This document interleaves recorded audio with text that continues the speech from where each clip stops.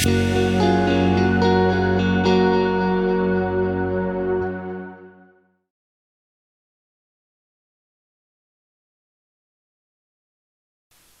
మీ మధ్యలో ఉండడానికి ఆహ్వానించారు. దాన్ని బట్టి కూడా నేను దేవునికి వందనాలు చెల్లిస్తున్నాను.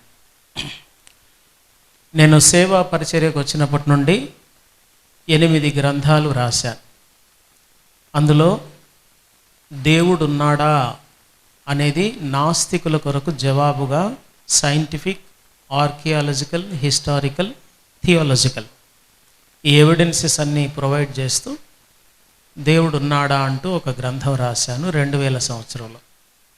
ఆ తర్వాత రక్షణ పొందడం అంటే ఏమిటి, ఎలా, నేను అక్కడ బైబిల్ క్లాసెస్ నిర్వహిస్తున్నప్పుడు చాలామంది పాస్టర్స్ రక్షణను గురించి చాలా రకాల ప్రశ్నలు వేశారు. వాటిని బట్టి అవన్నీ ప్రశ్నలు ఒక గ్రంథంగా చేసి రాశాను. ఆ తర్వాత హిందూ ప్రజల మధ్యలో నేను సంస్కృతంలో పండిట్ ఎగ్జామ్ రాసి పాస్ అయ్యాను. సో సంస్కృత శ్లోకాలను ఆధారం చేసుకుని వేదాలు, ఉపనిషత్తుల్లో నుండి భారతీయ వేదాలలో గుప్తమై ఉన్న క్రీస్తు, జగద్గురువు ఎవరు, ద్విజుడు ఎవరు, ఈ 3 గ్రంథాలు హిందువులకు సువార్తను అందించే ఉద్దేశంతో క్రిటిసిజం లేకుండా పాజిటివ్ సైడ్లో సువార్తను అందించే గ్రంథాలు 3 రాశా. ఆ తర్వాత 2008లో నేను ఇస్లామిక్ స్టడీస్ చేశాను. అరబీ భాష, హిబ్రూ భాష, గ్రీక్ భాష నేర్చుకున్నాను. ఆ 2 సంవత్సరాలు ముస్లిమ్స్కు ఆన్సర్ చేయడానికి నేర్పించారు. 2008లో సికింద్రాబాద్లో ఒక డిబేట్ జరిగింది, ఈజ్ మహమ్మద్ ట్రూ ప్రాఫెట్. అది నేను మరొక హిందూ వక్త మేమిద్దరం 4 గంటలు హోరాహోరీ పోరాడి అది మొట్టమొదట క్రైస్తవులు గెలిచిన ఇస్లామిక్ డిబేట్. అది యూట్యూబ్లో ఉంది. 3 భాగాలు చేసి పెట్టారు, 3 పార్ట్స్గా పెట్టారు. 4 hours కదా, కాబట్టి 3 భాగాలుగా చేసి పెట్టారు. Those who wanted to know about Islam kindly go through that.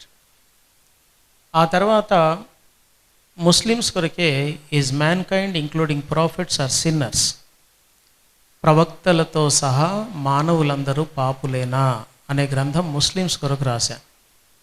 ఎందుకు రాశానంటే వాళ్ళు ప్రవక్తలు పరిశుద్ధులే, మహమ్మద్ కూడా ప్రవక్తే కనుక ఆయన కూడా పరిశుద్ధుడే, యేసు ప్రభులాగా ఆయన కూడా పరిశుద్ధుడే అని వాళ్ళు భావిస్తారు. సో ప్రవక్తలందరూ ఎలా పాపులో, మహమ్మద్ కూడా ఎన్ని పాపాలు చేశాడో, ఎలా దేవుణ్ణి పాప క్షమాపణ కొరకు వేడుకున్నాడో ఆ గ్రంథంలో రాశాను. యూట్యూబ్లో ఆయన చేసిన పాపాల గొప్పతనాన్ని నేను బయటపెట్టాను. ముస్లిమ్స్ కూడా తెలియని చాలా సంగతులు మహమ్మద్ గురించి బయటపెట్టాను. ఆ తర్వాత ప్రకటన 12లో మర్మమై ఉన్న వారెవరు అనేది ఒక గ్రంథం రాశాను. ప్రకటన 12వ అధ్యాయంలో 7 తలలు కలిగిన ఎర్రని ఘట సర్పం ఒకటి ఉంటుంది. ఆ తల ఏమిటి, ఆ 7 తలలు ఏమిటి, ఆ ఎర్రని ఘట సర్పం ఏమిటి, దాని పరిపాలన భూమి మీద ఎలాగున ప్రారంభమై ఎలాగూ కొనసాగుతుంది, 12 నక్షత్రాల కిరీటము ధరించుకున్న స్త్రీ ఎవరు, ఆమె ధరించుకున్న వస్త్రం ఎవరు, ఆమె గర్భిణి అయి కన్నది ఎవరిని, ఆమె నిలబడింది చంద్రుడి మీద అంటే ఏమిటి, ఇవన్నీ వివరిస్తూ మరొక గ్రంథం రాశాను. ఎందుకు రాయాల్సి వచ్చిందంటే అక్కడ ఒక శాఖ వాళ్ళు మేమే వివాహం చేసుకోకుండా సేవలో ఉన్నాం కనుక మా సంఘంలో మా సేవే సియోను పర్వతం మీద నిలబడే సేవ అని వాదిస్తూ ప్రకటన గ్రంథాన్ని 12వ అధ్యాయంలో ఉన్న వాటిని వక్రీకరించి వ్యాఖ్యానించారు. కాబట్టి దాన్ని సరిచేస్తూ సేవకులకు ముందు అర్థం కావాలి అని నేను అనేక రెఫరెన్సెస్ వాడి ఆ గ్రంథం రాశాను. ఇప్పుడు అన్నిటి అంతం అనే గ్రంథం ఒకటి రాస్తున్నాను. ఆది కాండము మొదలుకొని ప్రకటన వరకున్న ప్రవచనాలు నెరవేరినవి, నెరవేరుతున్నవి, నెరవేరబోతున్నవి. ఇవన్నీ కలిపి రాస్తున్నాను.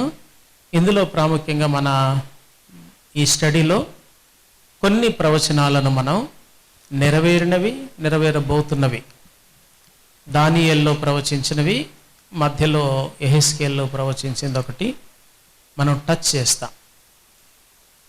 అలాగన ఈ బైబిల్ స్టడీలో ఫ్యూచర్ గురించి కూడా దానియేలు రాశాడు కనుక ఆ ఫ్యూచర్లో జరగబోయే వాటిని తెలుసుకోవడానికైనా మనం రావాల్సిందే. గతంలో జరిగినవి కూడా దానియేలు రాసినవి నెరవేరాయి. అవి ఎలా నెరవేరాయో బైబిల్ మీద మనకు పూర్తి విశ్వాసము డెవలప్ కావాలంటే మనము వీటిని స్టడీ చేయాలి. కాబట్టి తర్వాత ప్రకటన గ్రంథము అర్థం కావాలి అంటే ముందు దానియేలు గ్రంథం అర్థం కావాలి. దానియేలు గ్రంథంలో రాసినవే విడమర్చి రాశాడు ప్రకటన గ్రంథంలో యోహాను. కాబట్టి దానియేలు గ్రంథం అర్థం కాకుండా ప్రకటనను మనం అర్థం చేసుకోలేం. కనుకనే ముందుగా దానియేలు గ్రంథంది మనం ధ్యానం చేద్దామని ఈ అంశాన్ని మనం తీసుకున్నాం. ఆ తర్వాత 7 దేశాలకు వెళ్ళొచ్చాను. నేను అమెరికా దేశానికి 8 సార్లు వెళ్ళొచ్చాను. ఆ తర్వాత కెన్యా దేశంలో ఒక బైబిల్ స్కూల్లో రిలీజియన్స్, ప్రపంచ మతములు, వరల్డ్ రిలీజియన్స్ అనే అంశాన్ని టీచ్ చేయడానికి ఒక 2 నెలలు పిలిచారు. అక్కడికి వెళ్ళొచ్చాను. ఆ తర్వాత ఆస్ట్రేలియా, హాంకాంగ్, సౌదీ అరేబియాలోనేమో నేను చేసిన ఇస్లామిక్ డిబేట్ను చూసి మన తెలుగు వాళ్ళు, అక్కడ ఉన్న వాళ్ళు నా నంబర్ పట్టుకొని, నా అడ్రస్ పట్టుకొని నన్ను వాళ్ళే వీసా టికెట్ అవన్నీ చేసి పిలిపించి 2 నెలలు అక్కడ సౌదీ అరేబియాలో ఇస్లాం మతం ఎందుకు తప్పో, ఏమేం పొరపాట్లు అందులో ఉన్నాయో టీచ్ చేయడానికి 5 మేజర్ పట్టణాల్లో సెమినార్స్ ఏర్పాటు చేశారు. అక్కడ టీచ్ చేశాను. తద్వారా ఎర్ర సముద్రంలో 11 మందికి బాప్తిస్మాలు ఇచ్చాను. స్విమ్మింగ్ పూల్లో 8 మందికి ఇచ్చాను. అరేబియా సముద్ర పొడ్డున కర్ణాటకకు చెందిన 2 భార్యాభర్తలు, వాళ్లకు ఆ 2 నెలల్లో అక్కడ బ్యాప్టిజాలు ఇచ్చి వచ్చాను. అలా దేవుడు ఇప్పటి వరకు నన్ను 7 దేశాల్లో, ముఖ్యంగా అమెరికా దేశంలో ఎక్కువగా మన తెలుగు వాళ్ళు పిలుస్తుంటారనమాట, మన ఇండియన్ చర్చెస్ వాళ్ళు. సో వాళ్ళు ఇలాగే వాళ్ళు రెగ్యులర్గా సెమినార్లు పెట్టుకోవడం వీలు కాదు వాళ్ళకి. సాటర్డే, సండే మాత్రమే వాళ్ళు ఏదైనా నేర్చుకుంటారు. సో అలాగున ఒక్కొక్క చోట చిన్న చిన్న 2 days సెమినార్ లాగా పెట్టి వాళ్ళు నన్ను వాడుకుంటున్నారు. నాకు 60 సంవత్సరాలు. సో ఇప్పటి వరకు దేవుడు షుగర్, బీపీ, థైరాయిడ్ ఇలాంటి మేజర్ ప్రాబ్లమ్స్ ఏమీ లేకుండా ఇప్పటి వరకు దేవుడు వాడుకుంటున్నాడు. దేవునికి మహిమ కలుగునుగాక. మీ దగ్గరికి వచ్చాను, మరి ఇప్పుడు ఏమవుతుందో తెలియదు, కానీ ఏం కాదండి, చాలా వందనాలు, నాకు ధైర్యం వచ్చింది ఇప్పుడు. ఓకే, ఈ 3 దినములు మనము దానియేలు గ్రంథంలో ఉన్న ప్రవచనములను మనం ధ్యానం చేస్తాం. This is not a preaching, this is a Bible study. కాబట్టి బైబిల్ స్టడీ అంటేనే తప్పనిసరిగా బైబిల్తో పాటు ఈ సిస్టర్ పెట్టుకున్నట్టుగా నోట్బుక్ రెడీగా ఉండాలి, పెన్ను మాత్రం మర్చిపోయి రావాలి. ఏమండి? So everybody needs to note down. దేవుని సంఘాన్ని సత్యమందు స్థిరపరచడమే ఈ అంత్య దినములలో అవసరమైన పని కదండి.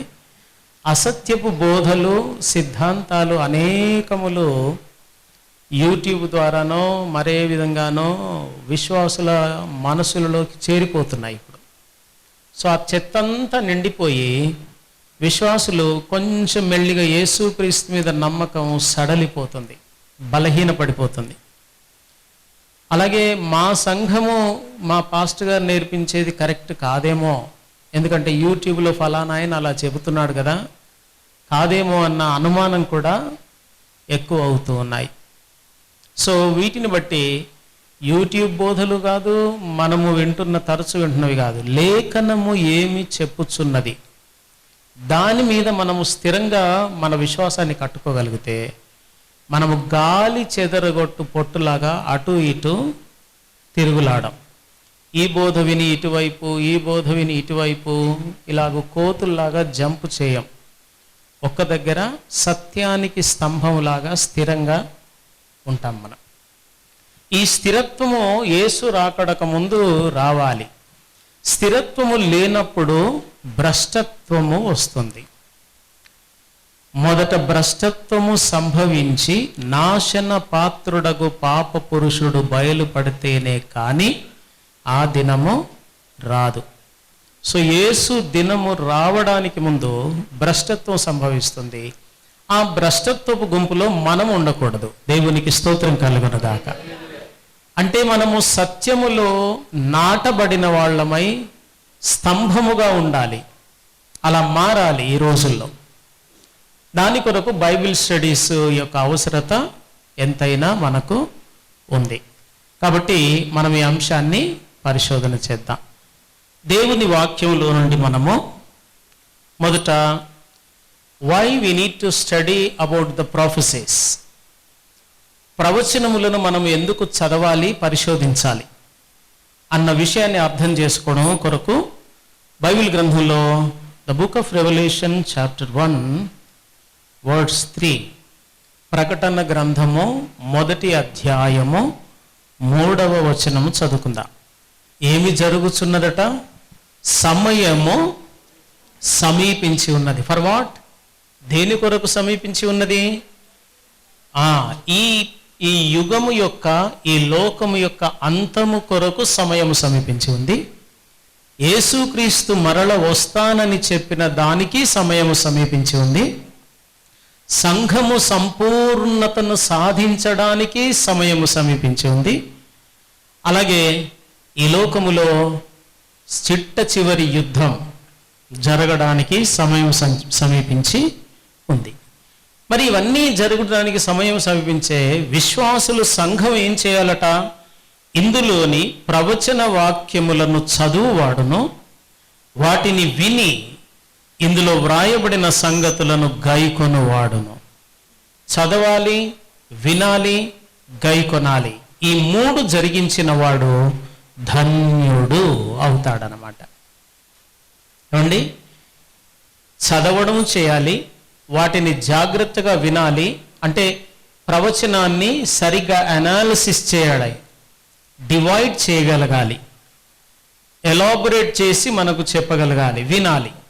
ఆ తర్వాత అందులో ఉన్న వాటి ప్రకారము మనము వాటిని గైకొనాలి. అంటే ఆ ప్రవచనం ప్రకారముగా మన లైఫ్ స్టైల్ను కూడా మనం మలుచుకొని వాటి ప్రకారము బ్యాలెన్స్డ్గా మనం కూడా ప్రయాణం చేస్తూ ఉండాలి. ఇది చేసిన వాడు ధన్యుడు అని వ్రాయబడి ఉంది. 2వ వచనం, మొదటి వచనము మనం ఎందుకు ప్రవచనాలను పరిశోధించాలి? సమయము సమీపించి ఉంది గనక.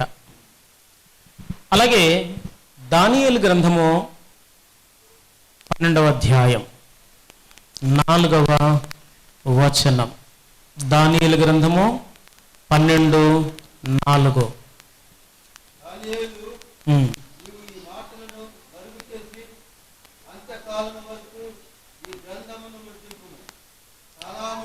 రైట్.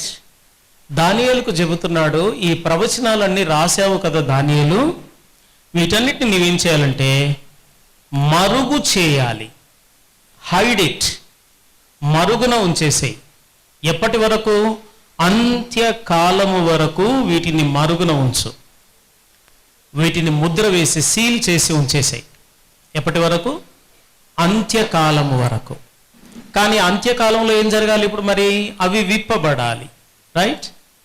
అందుకే కదా యేసు ప్రభు ప్రకటన గ్రంథం 5వ అధ్యాయంలో ఈ గ్రంథపు చుట్టను విప్పగలిగిన వాడెవడు అంటూ యోహాను ఏడుస్తూ ఉంటే, అప్పుడు పెద్దలు 24 పెద్దలు వారి కిరీటములను తీసి క్రింద పెట్టి సాగిలపడి, ఈ గ్రంథమును విప్పుటకు నీవే యోగ్యుడవు. 5వ అధ్యాయం 10వ వచనం ప్రకటన గ్రంథంలో, ఎందుకనగా నీవు నీ రక్తమిచ్చి మా దేవుని కొరకు మనుషుల్లో ఆయా జాతులలో నుండి, ఆయా ప్రజలను, ఆయా వంశములలో నుండి, ఆయా భాషలు మాట్లాడే వారిలో నుండి ప్రజలను మా దేవుని కొరకు నీ రక్తం ఇచ్చి కొన్నావు కనుక you are the only worthy to open the seals. ఆ స్క్రోల్ యొక్క, ఆ చుట్ట యొక్క సీల్స్, ముద్రలను విప్పడానికి నీవు మాత్రమే యోగ్యుడవు. సో దానియేలు దగ్గర ముద్రించబడిన ఆ మర్మగర్భితమైన ప్రవచనములు అంత్య దినములలో అవి విప్పబడుతూ ఉండాలి. ఎందుకు విప్పబడాలి? అది క్రీస్తు సంఘము అంత్య దినములో ఉన్న వాటిని తెలిసి కొనుట కొరకు విప్పబడాలి. సంఘము అజ్ఞానముతో ఉండుట దేవుని చిత్తం కాదు. తన సంఘము, తన ప్రియురాలు, తన భార్య, తన వధువు తనకున్న పూర్తి జ్ఞానముతో ఆమె కూడా ఉండాలి. ఎందుకంటే ఆయనతో పాటు సంఘం కూడా విశ్వాన్ని రేపు ఏలాలి కనుక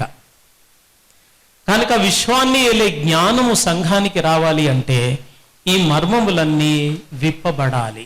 ఈ ప్రవచనములన్నీ నా సంఘానికి తెలియచేయాలి. శిష్యులు యేసు ప్రభు దగ్గరికి వచ్చి అన్నాడు, అక్కడ జనసమూహం దగ్గరే ఎందుకయ్యా అంత మర్మంగా మాట్లాడతావు? ఎందుకు అంటే అప్పుడు యేసు ప్రభు అన్నాడు, లోకము పుట్టినది మొదలుకొని దాచబడి ఉన్న మర్మములను ఎరుగుట మీకు చెందును, కానీ వారికి చెందదు. జనసమూహమునకు లోకము పుట్టినది మొదలుకొని ఉన్న మర్మములను తెలియచేయడం కాదు, వారికి మర్మముగా ఉపమాన రీతిలో చెబుతాను, మీకేమో ఆ ఉపమానములను విడదీసి చెబుతాను. ఇంతకు ఆ భూమి ఎవరు, ఆ విత్తనం ఎవరు, ఆ వ్యవసాయకుడు ఎవరు, మంచినీళ్ళేమిటి, రాతినీళ్ళేమిటి మీకు చెబుతాను, నేను వాళ్ళకు మాత్రం మర్మంగానే చెబుతాను అన్నాడు. కనుక లోకము గ్రహించడానికి కాదు ఈ మర్మములు, సంఘము గ్రహించాలి. సంఘములో ఈ మర్మములో ఏముంది అంటే లోకము పుట్టినది మొదలుకొని దేవుడు కొన్ని మర్మముగా ఉంచినవి సంఘానికి రివీల్ చేయడానికే. తద్వారా ఈ సంఘము కూడా దేవుని మనస్సును గ్రహించి తమ జీవితాన్ని ఆ చొప్పున గైకొంటారు. వాటిని విని గైకొనువాడు ధన్యుడు. కాబట్టి వాళ్ళు అలాగున సంఘము గ్రహించాలి అని ఈ మర్మములన్నిటినీ ఆయన జరిగిస్తూ లేక తెలియజేస్తూ ఉన్నాడు. ఇందులో the uniqueness of the Bible, ప్రపంచ మత గ్రంథాల్లో బైబిల్ యొక్క ప్రత్యేకత ఏమిటి అని మనం ఆలోచిస్తే, బైబిల్ గ్రంథము ప్రపంచ మత గ్రంథాల్లో ఇది అద్భుతమైన రచన. I have been studying about the religion since 30 years. గత 30 సంవత్సరాలుగా హిందూ మతము, ఇస్లామును గురించి 2008 నుండి చదువుతున్నాను. బుద్ధిజం, జూడాయిజం, కన్ఫ్యూషియసిజం, జొరాస్ట్రియనిజం, ఇలాంటి ప్రపంచంలో మేజర్ రిలీజన్స్ అన్నిటినీ చదువుతూ ఉన్నాను ఇప్పటికి కూడా నేను. అందుకే వాటిని బోధిస్తున్నాను బైబిల్ కళాశాలలో. సరే, ఈ ప్రపంచ మత గ్రంథాలన్నిటి యొక్క ప్రత్యేకత, బైబిల్ యొక్క ప్రత్యేకత ఏమిటి అంటే, ఈ గ్రంథం ఒకటే సుమారు 1600 సంవత్సరాల పాటు వ్రాయబడిన గ్రంథం. ఇన్ని సంవత్సరాలుగా వ్రాయబడిన మత గ్రంథం అంటూ ఏది ప్రపంచంలో లేనే లేదు. క్రీస్తుకు పూర్వం 1400 సంవత్సరాల కాలంలో మొట్టమొదట మోషే ద్వారా ప్రారంభమైన ఈ రచనలు, క్రీస్తు తర్వాత 96 వరకు యోహాను రాసిన ప్రకటన గ్రంథం, ఇలాగున 1600 సంవత్సరాలు ఇంత టైం తీసుకొని చరిత్రలో జరిగిందే 6000 సంవత్సరాలు. ఆ 6000లో 1600 సంవత్సరాలు దేవుడు దేని కొరకు తీసుకున్నాడు టైము? బైబిల్ను రచింపజేయడానికే టైం తీసేసుకున్నాడు దేవుడు. సో ఇంత ఎక్కువ గ్యాప్తో వ్రాయబడిన గ్రంథం ప్రపంచంలో మరేది లేదు. అలాగే బైబిల్ గ్రంథం ఒకటి మాత్రమే 40 మంది రచయితల చేత. ఇప్పుడు ఇక్కడ ఒక 40 మంది ఉన్నాం మనం. వీళ్ళందరూ ఒక హాల్లో కూర్చొని రాసిన గ్రంథం కాదు ఇది. ఇండియన్ కాన్స్టిట్యూషన్ అంబేద్కర్ గారి ద్వారా వ్రాయబడింది అంటారు, కానీ అంబేద్కర్ గారు వ్రాయలేదు, ఆయన చైర్మన్ మాత్రమే. చాలామందిని కూర్చోబెట్టి వాళ్ళ చేత ఎడిట్ చేయిస్తూ రాయిస్తూ 5 దేశాల క్రైస్తవ దేశాల కాన్స్టిట్యూషన్ను తీసుకొని వాటిని ఒక్కొక్కరు కూడా రాస్తూ ఉంటే ఒక్కొక్క section, religious section, economical section, political section, ఇలా ఒక్కొక్కరు విభాగించి వ్రాస్తూ ఉంటే ఈయన వాటిని ఎడిట్ చేసి వాటిని లాస్ట్కి ఒక కాన్స్టిట్యూషన్ తీశారు. ఇది ఒక హాల్లో జరిగింది. భారతదేశపు కాన్స్టిట్యూషన్ అంతా ఒక హాల్లోనే కొంతమంది చేత రాయబడడం జరిగింది. And moreover this is a copy from other national constitutions. This is not created constitution, but it is copied from other national constitutions. Canada, Switzerland, New Zealand, America, Australia, Germany, ఈ దేశాల కాన్స్టిట్యూషన్స్ తీసుకొని వాటిలో ఉన్న పాయింట్స్ను మన దేశానికి అడాప్ట్ చేశారు అంతే. కానీ బైబిల్ గ్రంథము ఒక హాల్లో కూర్చొని 40 మంది ఎలా రాద్దాంరా అనుకొని రాసింది కాదు. 1600 సంవత్సరాల కాలంలో మోషే ఒక కాలంలో జీవించి, ఒక పరిస్థితుల్లో జీవించి, ఒక సివిలైజేషన్కి చెందినవాడైతే, యోహాను ఆయన మరొక కాలంలో, ఆయనకు తెలిసి తెలియని కాలంలో ఈయన జీవించి, ఈయన సంస్కృతి, ఈయన కల్చర్ అన్నీ వేరుగా ఉండి వ్రాశారు. ఇలా 40 మంది రచయితల చేత వ్రాయబడిన గ్రంథమైన దీన్ని వివిధ వృత్తుల వాళ్ళు, మళ్ళీ ఒకే క్యాస్ట్ వాళ్ళు అనుకొని రాసింది కాదు. భారతదేశంలోని మత గ్రంథాలన్నీ ఎవరు అథెంటిసిటీగా ఎవరు దాన్ని గుర్తిస్తే ఆమోదించబడ్డాయి మత గ్రంథాలుగా? బ్రాహ్మణ్స్. ఓకే, భారతదేశము బ్రాహ్మణులు, క్షత్రియులు, వైశ్యులు, శూద్రులు అంటరాని వాళ్ళు, ఇలాగున్న భారతదేశంలో 5 కులాలు మేజర్గా ఉన్నాయి. ఉపకులాలు ఉన్నాయి మళ్ళీ ఒక్కొక్క దాంట్లో. బ్రాహ్మణులలో 3 రకములైన బ్రాహ్మణులు: శక్తిని ఆరాధించే బ్రాహ్మణులు, శైవ మతము శివుణ్ణి ఆరాధించే బ్రాహ్మణులు, అలాగే వైష్ణవ మతం విష్ణువును దేవునిగా ఆరాధించే బ్రాహ్మణులు. ఈ 3 రకాల బ్రాహ్మణులు ఒకరికొకరికి పడదు. మళ్ళీ ఒకరి గ్రంథం వేరు, మరొకరి గ్రంథం అనుసరిస్తున్న గ్రంథం వేరు. ఇలాగన కులాల వారిగా విభాగించి బ్రాహ్మణులు ఏది చెబితే అదే వేదం. కానీ ఇక్కడ ఒక హయ్యెస్ట్ క్యాస్ట్కు అప్పగించబడలేదు, రకరకాల వృత్తులు. మోషే అనేవాడు ఒక greatest of the great leader in the world history. ప్రపంచ చరిత్రలో ఇంతవరకు ఏ నాయకుడు కూడా 60 లక్షల మందిని 40 సంవత్సరాల పాటు ఏకైక నాయకుడిగా నడిపించిన నాయకుడు ప్రపంచ చరిత్రలోనే లేడు. 6 లక్షలని బైబిల్లో ఉంది, కానీ నేను చెప్పిందే కరెక్ట్. ఈయన కాస్త తిక్క ముదిరినట్టుంది కదా. బైబిల్లో 6 లక్షలు ఉందని ఈయనే చెప్తున్నాడు, మళ్ళీ నేను చెప్పిన 60 లక్షలే కరెక్ట్ అని ఈయనే చెప్తున్నాడు. మళ్ళీ బైబిల్ జ్ఞానం ఎక్కువైతే అలా తిక్క కూడా ఎక్కువ అవుతుంటుందిలేండి. అలాగే 40 సంవత్సరాల పాటు నడిపించాడు. ఆ తర్వాత ఒక నాగరికతకు, ఒక కాన్స్టిట్యూషన్ను మతపరంగా, సామాజికంగా, ఎకనామికల్గా, రిలీజియస్గా, పొలిటికల్గా ఒక కాన్స్టిట్యూషన్ రాసి ఇచ్చిన వాడు కూడా మోజెస్. ఆయన ఎవరిని కాపీ చేయలేదు, అంబేద్కర్ గారి లాగా ఏ దేశముది కాపీ చేయలేదు. He directly received a revolution from God. దేవుని నుండి నేరుగా అందుకొని 40 దినములు ఆ కొండ మీద ఉండి ఇవన్నిటినీ నేర్చుకొని గ్రంథస్థం చేసిన వాడు. అలాంటి వాడు ఒకడైతే మరొకరు రాజులు, మరొకరు వ్యవసాయదారులు, మరొకరు చేపలు పట్టేవారు, మరొక ఆయన సుంకపు గుత్తదారుడు, మున్సిపల్ ట్యాక్స్ కలెక్టర్. ఇలా రకరకాల తరగతులకు చెందిన వాళ్ళలో నుండి ఈ 40 మంది వివిధ వృత్తులు చేసుకునే వాళ్ళు ఈ గ్రంథాన్ని రాశారు. మరి 40 మంది రాస్తే 40 రకాలుగా ఉండాలి కదా. ఉదాహరణకి నేను ఈ 3 రోజులు మీ మధ్యలో వాక్యం చెప్తాను. విన్నవాళ్ళు ఒక్కొక్కరు ఒక్కొక్క రకమైన అభిప్రాయంతో ఇక్కడ నుండి వెళ్తారు.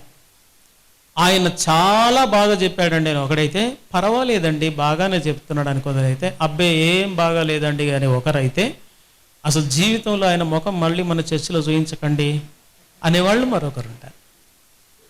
అంటే ఒక్కరి సందేశాన్నే 3 రోజులు విని డిఫరెంట్ ఆస్పెక్ట్స్ వెళ్తున్నారు. తర్వాత నేను చెప్పిన అంశాన్ని మళ్ళీ చెప్పండి అంటే ఒకరొకరు భిన్నమైన రీతిలో దాన్ని వివరిస్తారు. కానీ ఈ 40 మంది ఒకే క్లాసులో లేరు సుమా, ఒకే కల్చర్ కూడా కాదు. 1600 సంవత్సరాల కాలంలో డిఫరెంట్ కల్చర్స్లో ఉన్నవాళ్ళు వీళ్ళందరూ కూడా ఒక అంశాన్ని రాస్తూ వచ్చారు. ఆ ఒక్క అంశమే యేసు క్రీస్తును దైవ నరుడి గురించి ఈ 66 గ్రంథాల్లో రాశారు వాళ్ళు. ఇన్ని రకాల డిఫరెంట్ వృత్తులున్నా వాళ్ళందరూ రాసినవి ఎలాగున్నాయట మరి? ఏమండి, ప్రసంగి గ్రంథము 12వ అధ్యాయము 11వ వచనం. ప్రసంగి 12:11. అవన్నీ ఒక్క కాపరి వలన అంగీకరింపబడినట్టున్నవి. అంటే అర్థం ఏంటి? ఇన్ని కల్చర్స్లో ఇన్ని రకాల డిఫరెంట్ సొసైటీస్ నుండి వచ్చిన వాళ్ళు రాసినవి కూడా ఎలాగున్నాయట? ఒక్క కాపరి వలన అంగీకరించినప్పుడు, యాక్సెప్టెడ్ బై వన్ షెపర్డ్. ఇవన్నీ ఓకే అని అంగీకరించబడినట్టున్న గ్రంథం కేవలము బైబిల్ గ్రంథమే.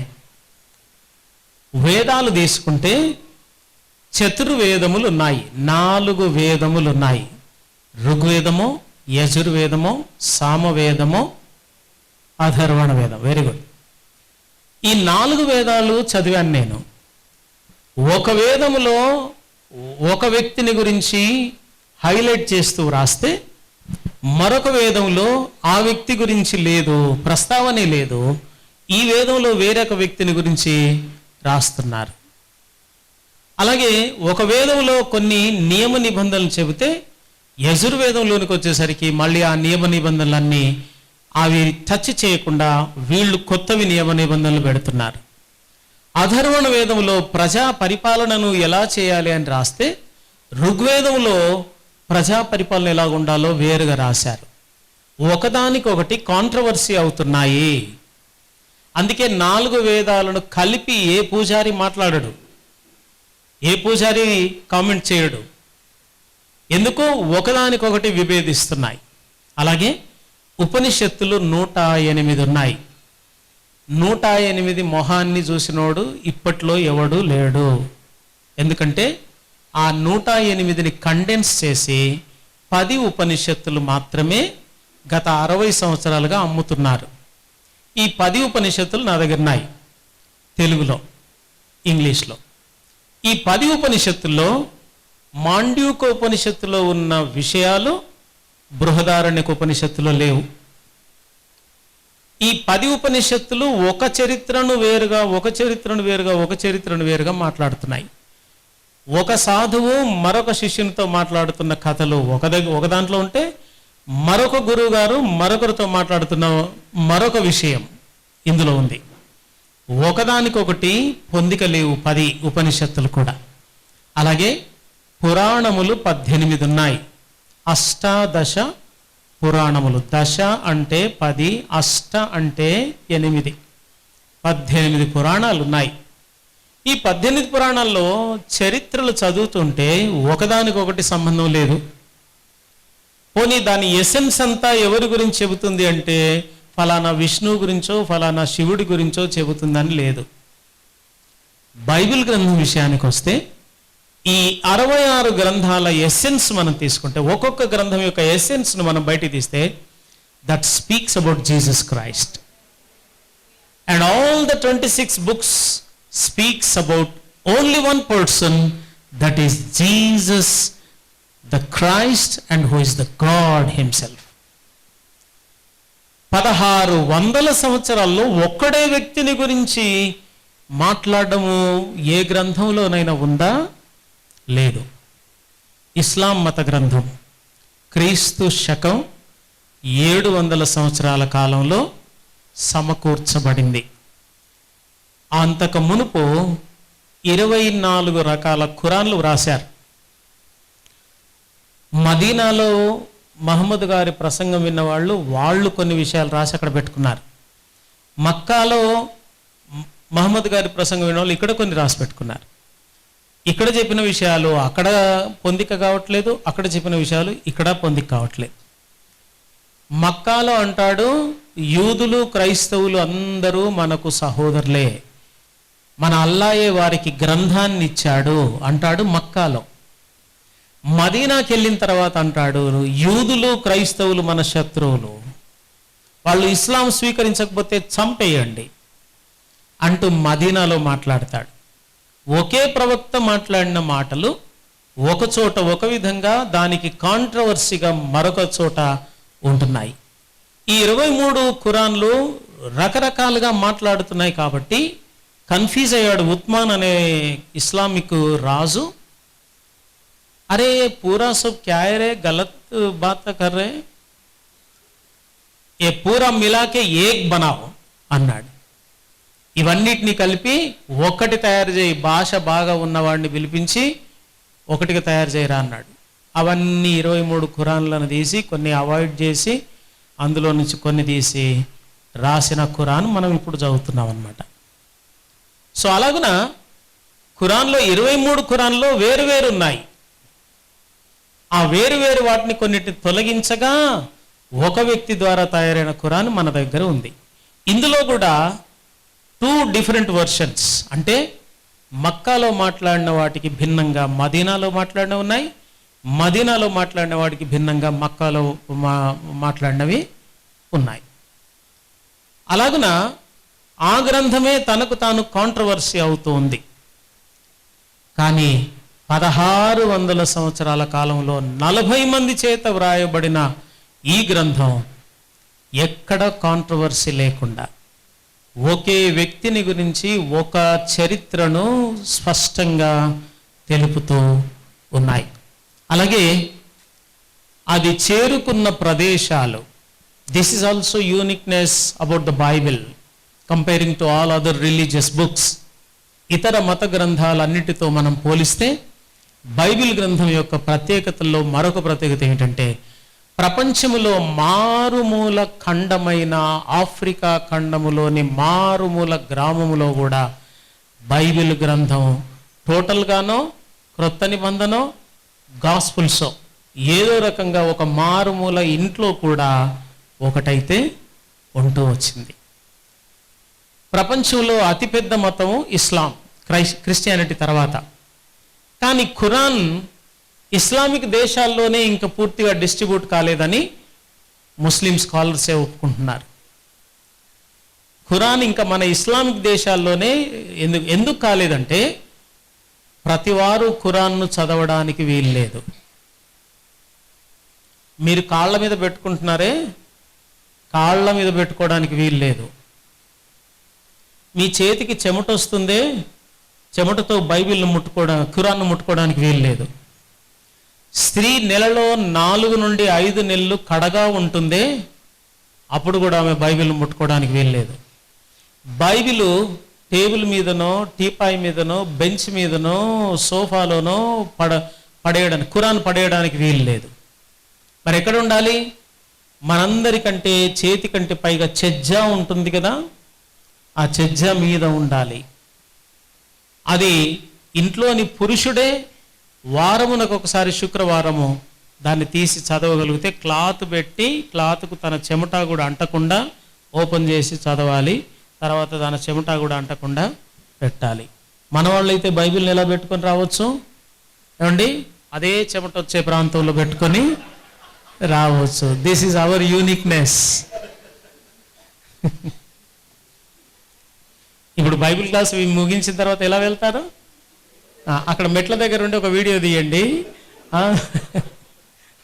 కాబట్టి ఇన్ని రిస్ట్రిక్షన్స్ ఉన్నాయి కాబట్టి ఖురాన్ను రెగ్యులర్గా చదవడానికి వీలు లేదు. అందుకని అది ప్రింటింగ్ కూడా తక్కువే, ఇంటికి ఒకటి ఉంటే చాలు. ప్రింటింగ్ తక్కువే, డిస్ట్రిబ్యూషన్ కూడా తక్కువే. అలాగే మొన్నటి వరకు వేదాలను బ్రాహ్మణులు మాత్రమే చదవాలి. వేదాధ్యయనం అనేది బ్రాహ్మణులకు ఇవ్వబడిన విధి. వేదములను వినకుండా ఉండుట శూద్రుని యొక్క పని. కొంపదీసి ఒక ఇంటి చాటున బ్రాహ్మణుడు వేదాలు చదివితే విన్నాడా? అదే చెవిలో సీసం కరిగించి పోయాలి, బ్లాక్ చేసి పడేయాలి, ఆ చెవి ఏమి వినకుండా. ఇది మొన్నటి వరకు మన భారతదేశంలో జరిగిన తంతు. ఇప్పుడు ఈ మతాన్ని పెంచుకోవడం కొరకు ప్రింట్ చేస్తున్నారు రకరకాల లాంగ్వేజెస్లో వేదాలను, ఉపనిషత్తులను, భగవద్గీతను ప్రింట్ చేస్తూ ఉన్నారు. ఇప్పుడు ఎవరైనా కొనుక్కోవచ్చు, ఎవరైనా చదవచ్చు. ఒకవేళ నేను ఒక 50 సంవత్సరాల ముందు కనుక ఉంటే, నేను వేదాలను కొనుక్కొనడానికి వెళ్తే నా చెవిలో సీసం పోయేసేయాలి, వేదమును పట్టుకుంటే నా చేతులు నరికేయాలి. ఇప్పుడైతే నేను వేదాలు కొన్నాను, బాహ్యంగా పబ్లిక్ మీటింగ్లో ఇలా పెట్టి ఒక్కొక్క వేదం తీస్తూ చూపిస్తూ ఈ శ్లోకం చదువుతున్నానని చెప్తున్నాను. నేను టీవీలో, రక్షణ టీవీలో నేను పురాణాల్లో చివరి పురాణము భవిష్య పురాణం తీసుకొని వెళ్ళాను. వెళ్ళి కూర్చొని దాని మీద బైబిల్ పెట్టాను. ఇక్కడ నా దగ్గర పురాణం ఉన్నదంటే నాతో మాట్లాడడానికి జంకుతారని పూజారులు ఇద్దరు, వాళ్ళిద్దరు పూజారులు, నేను ఒక్కడిని వాదిస్తున్నాను. వాదిస్తూ దేవుడు అనేవాడికి ఒక 5 లక్షణాలు ఉండాలండి, ఇవి మీరు ఒప్పుకుంటారంటే ఏమిటో చెప్పండి అన్నారు. అంటే పరిశుద్ధుడై ఉండాలి, వర్తమాన భూత భవిష్యత్ కాల జ్ఞాని అయి ఉండాలి, మానవుడు పడుతున్న ఈ బాధల్లో నుండి విమోచించడానికి ఆయన ఏదో చేసి ఉండాలి అంటే ఇలాగ 5 సూత్రాలు చెప్పాను. అవన్నీ ఒప్పుకుంటామండి అన్నారు. మరి మానవుడు పాపపు బాధలో ఉన్నాడు కదా, దీని నుండి విడిపించడానికి మీ భగవంతుడు ఏం చేశాడో చెప్పండి. పరిశుద్ధత ఉన్నదా మీరు అనుకుంటున్న దేవుళ్ళకి? అలాగే వర్తమాన భూత భవిష్యత్ కాల జ్ఞానం ఉందా వాళ్ళకి? మానవుని పాపము నుండి, నరకము నుండి తప్పించడానికి వాళ్ళు చేసింది ఏమిటి మనిషినికి? ఇలా నేను క్రాస్ చేసి వాళ్ళ ఆర్గ్యుమెంట్ను ఖండించాను. తర్వాత యేసుక్రీస్తు గురించి బైబిల్ గ్రంథంలోనే కాదు, ప్రపంచ మత గ్రంథాలు అన్నిట్లో ఉందని చెప్పాను. అబ్బే లేదు, అలాంటిది ఏమీ లేదు అని వాదించారు. భవిష్య పురాణం తీసి ఇచ్చాను నేను. ప్రతిసర్గ పర్వం 34వ శ్లోకం మీరు చదువుతారా, నన్ను చదవమంటారా? మీరే చదవండి, పర్వాలేదు. కనీసం మీరు చూస్తారా భవిష్య పురాణంలో నేను చదివేది ఉందో లేదో? అబ్బే మాకు అర్థమవుతుందిగా, చదవండి అన్నారు. ఆ శ్లోకం చదివాను. ఇది ఎవరి గురించి అనుకుంటున్నారు మీరు అంటే మీరే చెప్పండి అన్నారు. ఈశా పుత్రంచ మాం విద్ధి కుమారి గర్భ సంభవం లేచ ధర్మస్య వక్తారాం మసీహోహం సమాగతః. మీరందరూ ఇంతసేపు విన్నదానికంటే ఇది బాగా ఇంట్రెస్ట్గా విన్నారు, ఏమో అర్థమైనట్టు. సో అలాగున నేను ఇది యేసుక్రీస్తు గురించి అని నేను అంటున్నాను. కాదని మీరు అనగలిగితే ఇది ఎవరి గురించో చెప్పండి. ఈశా పుత్రంచ మాం, పుత్రుడుగా పుడతాడు యేసు, విద్ధి కుమారి గర్భ సంభవం, కుమారి అనగా కన్యక గర్భంలో పుడతాడని ఉంది. ఇది యేసుని గురించి అని నేను అంటున్నాను. ఇది కాదు అంటే ఇది ఎవరి గురించి అయి ఉంటుంది? మీరు నమ్ముతున్న దేవతల్లో ఎవరు కుమారి, కన్యక గర్భంలో పుట్టిన వాళ్ళు మీ దేవుళ్ళలో దేవతల్లో ఎవరు ఉన్నారు? ఒకవేళ ఎవరు లేక ఇంకొకడు కొత్తగా పుడతాడా మరి ఇప్పుడు? ఏమిటో చెప్పండి అని అడిగాను. అలాగున బైబిల్ గ్రంథము కేవలము భారతదేశము చుట్టూ మాత్రమే తిరుగుతూ వచ్చింది. అది కొందరిళ్లలో మాత్రమే ఈ హిందూ మత గ్రంథాలు ఉన్నాయి. బైబిల్ గ్రంథం విషయానికి వస్తే అది అక్షర జ్ఞానము లేనివాడు కూడా భగవంతుడి గ్రంథం మా ఇంట్లో ఉండాలని అక్షర జ్ఞానం లేనివాడు కూడా కొనుక్కొని పెట్టుకుంటున్నాడు భద్రంగా. ప్రపంచమంతట్లో అత్యధికంగా ఎవ్రీ ఇయర్ ప్రపంచమంతట్లో అత్యధికంగా అమ్ముడవుతున్న గ్రంథం, పంచిపెట్టబడుతున్న గ్రంథం బైబిల్ మాత్రమే. దేవునికి స్తోత్రం కలుగునగాక. Guinness book of world records అనే గ్రంథం ప్రతి సంవత్సరం గిన్నిస్ బుక్స్ రికార్డ్స్లో ఉంటుంది. ఏమిటి? అత్యధికముగా చదవబడుతున్న గ్రంథం, అత్యధికంగా అమ్ముడవుతున్న గ్రంథం, అత్యధికముగా డిస్ట్రిబ్యూట్ చేయబడుతున్న గ్రంథం బైబిల్ మాత్రమే అని ఉంటుంది. That is the uniqueness of Bible. తర్వాత దీని ప్రత్యేకత ఏమిటంటే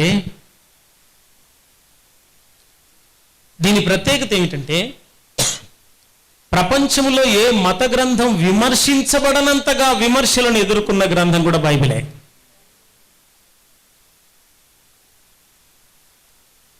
ప్రపంచ రాజులు నియంతలు కూడా ఈ గ్రంథాన్ని మా దేశంలోనే కాదు మా ఖండంలోనే లేకుండా చేస్తాం, 10 సంవత్సరాల్లోపు ప్రపంచంలోనే బైబిల్ గ్రంథాన్ని ఎవడు నమ్మడన్నాడు. కానీ ఆయన ఇల్లే జర్మనీ దేశంలో ఇప్పుడు బైబిల్ సొసైటీ వాళ్ళు కొనుక్కొని బైబిల్ అందులో నుంచే ముద్రై బయటకు వెళ్తున్నాయి. 10 సంవత్సరాల్లో ఇక మీదట బైబిల్ని ఎవడు గౌరవించడు, నమ్మడు, అది లేకుండా పోతుంది అన్నోడు ఇంట్లో నుండి ఏమవుతుందని చెప్తున్నాను. ఏమండి, ఇదేదో అహంకారంతో చెప్పే మాటలు కాదు, గొప్పతనంగా కల్పించుకొని చెప్పిన మాటలు హిస్టరీ చెబుతుంది. ఆ తర్వాత ఈ బైబిల్ గ్రంథం యొక్క ప్రత్యేకత ఏమిటంటే, క్రీస్తుకు శకము 70 టైటస్ నీరో కాలం వరకు ఈ బైబిల్ ముద్రించబడి లేనే లేదు. టోటల్గా 39 గ్రంథాలు ఒక దగ్గర ఉండి లేవు. 39 అన్నానని ఎగ్జామ్ వచ్చిందా? క్రాస్ చేస్తున్నారన్నాను లేదా? 39 అంటే క్రీస్తు శకం 70 వరకు మనకు కేవలం పాత నిబంధన గ్రంథమే ఉంది. పాత నిబంధనలో 39 గ్రంథాలు ఉంటాయి. ఈ 39ని 3 భాగాలు చేశారు యూదులు. వాళ్లకు 39 గ్రంథాలు కాదివి, వాళ్లకు 3 గ్రంథాలే ఇవన్నీ కలిపి. మొదటిది తోరా అంటారు.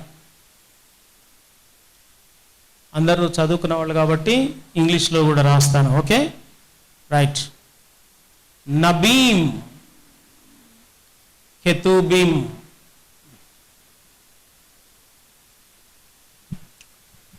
తోరా ఇది హిబ్రూ భాషా పదం. ఇది కూడా హిబ్రూ, ఇది కూడా హిబ్రూ. తోరా అంటే మోషే రాసిన 5 గ్రంథాలు, ఆది కాండం మొదలుకొని ద్వితీయోపదేశ కాండం వరకున్న గ్రంథాలను 5 గ్రంథాలను తోరా అని వాళ్ళు ఒకే గ్రంథంగా పిలుస్తారు. This is one book for juice.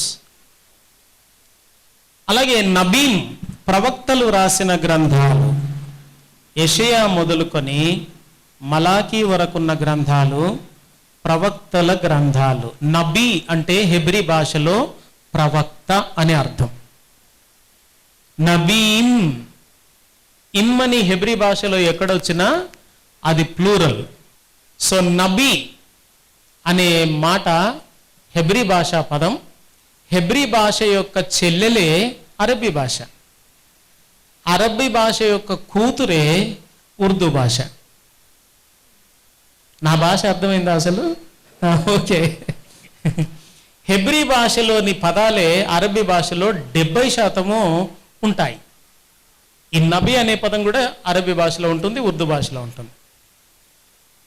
అలాగే అరబ్బీ భాషలోని 90% of the words we will find in the language called Urdu. ఉర్దూలో అరబ్బీ భాషలోని 90% పదాలు ఉర్దూలో ఉంటాయి. ఇక అరబ్బీ అక్షరాలు ఉర్దూ అక్షరాలు సేమ్. తలకట్టు, దీర్ఘం, గుడి, గుడి దీర్ఘం, కొమ్ము, కొమ్ము దీర్ఘం ఇవి మాత్రము ఉండవు ఉర్దూలో.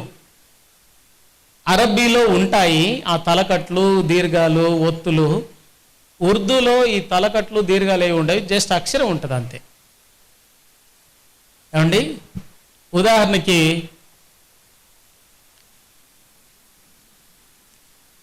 కతబా,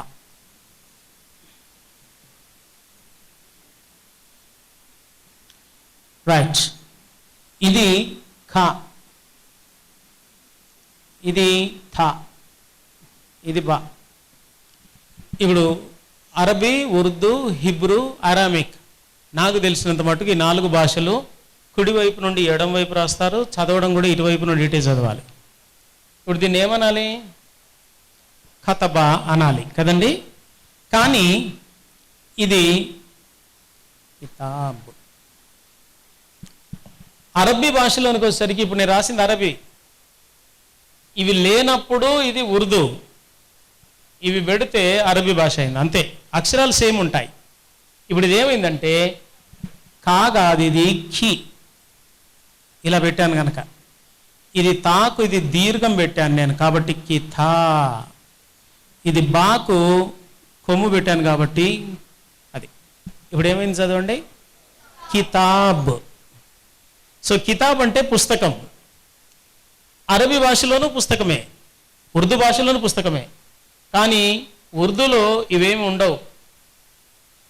అలాగని కతబాన్ చదవరు వాళ్ళు, కితాబ్ అనే చదువుతారు, అంతే తేడా. అలాగే హిబ్రూ భాష అక్షరాలేమో తలకట్టు, దీర్ఘము, గుడి దీర్ఘం ఇవన్నీ ఉంటాయి. కానీ అక్షరాలు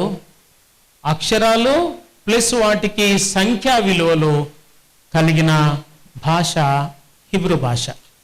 ఏమండి, ఆలెఫ్ అని ఉందనుకోండి, ఆలెఫ్ అనే దానికి విలువ 1. ఆలెఫ్ అంటే ఏమిటో ఏ భాషనో.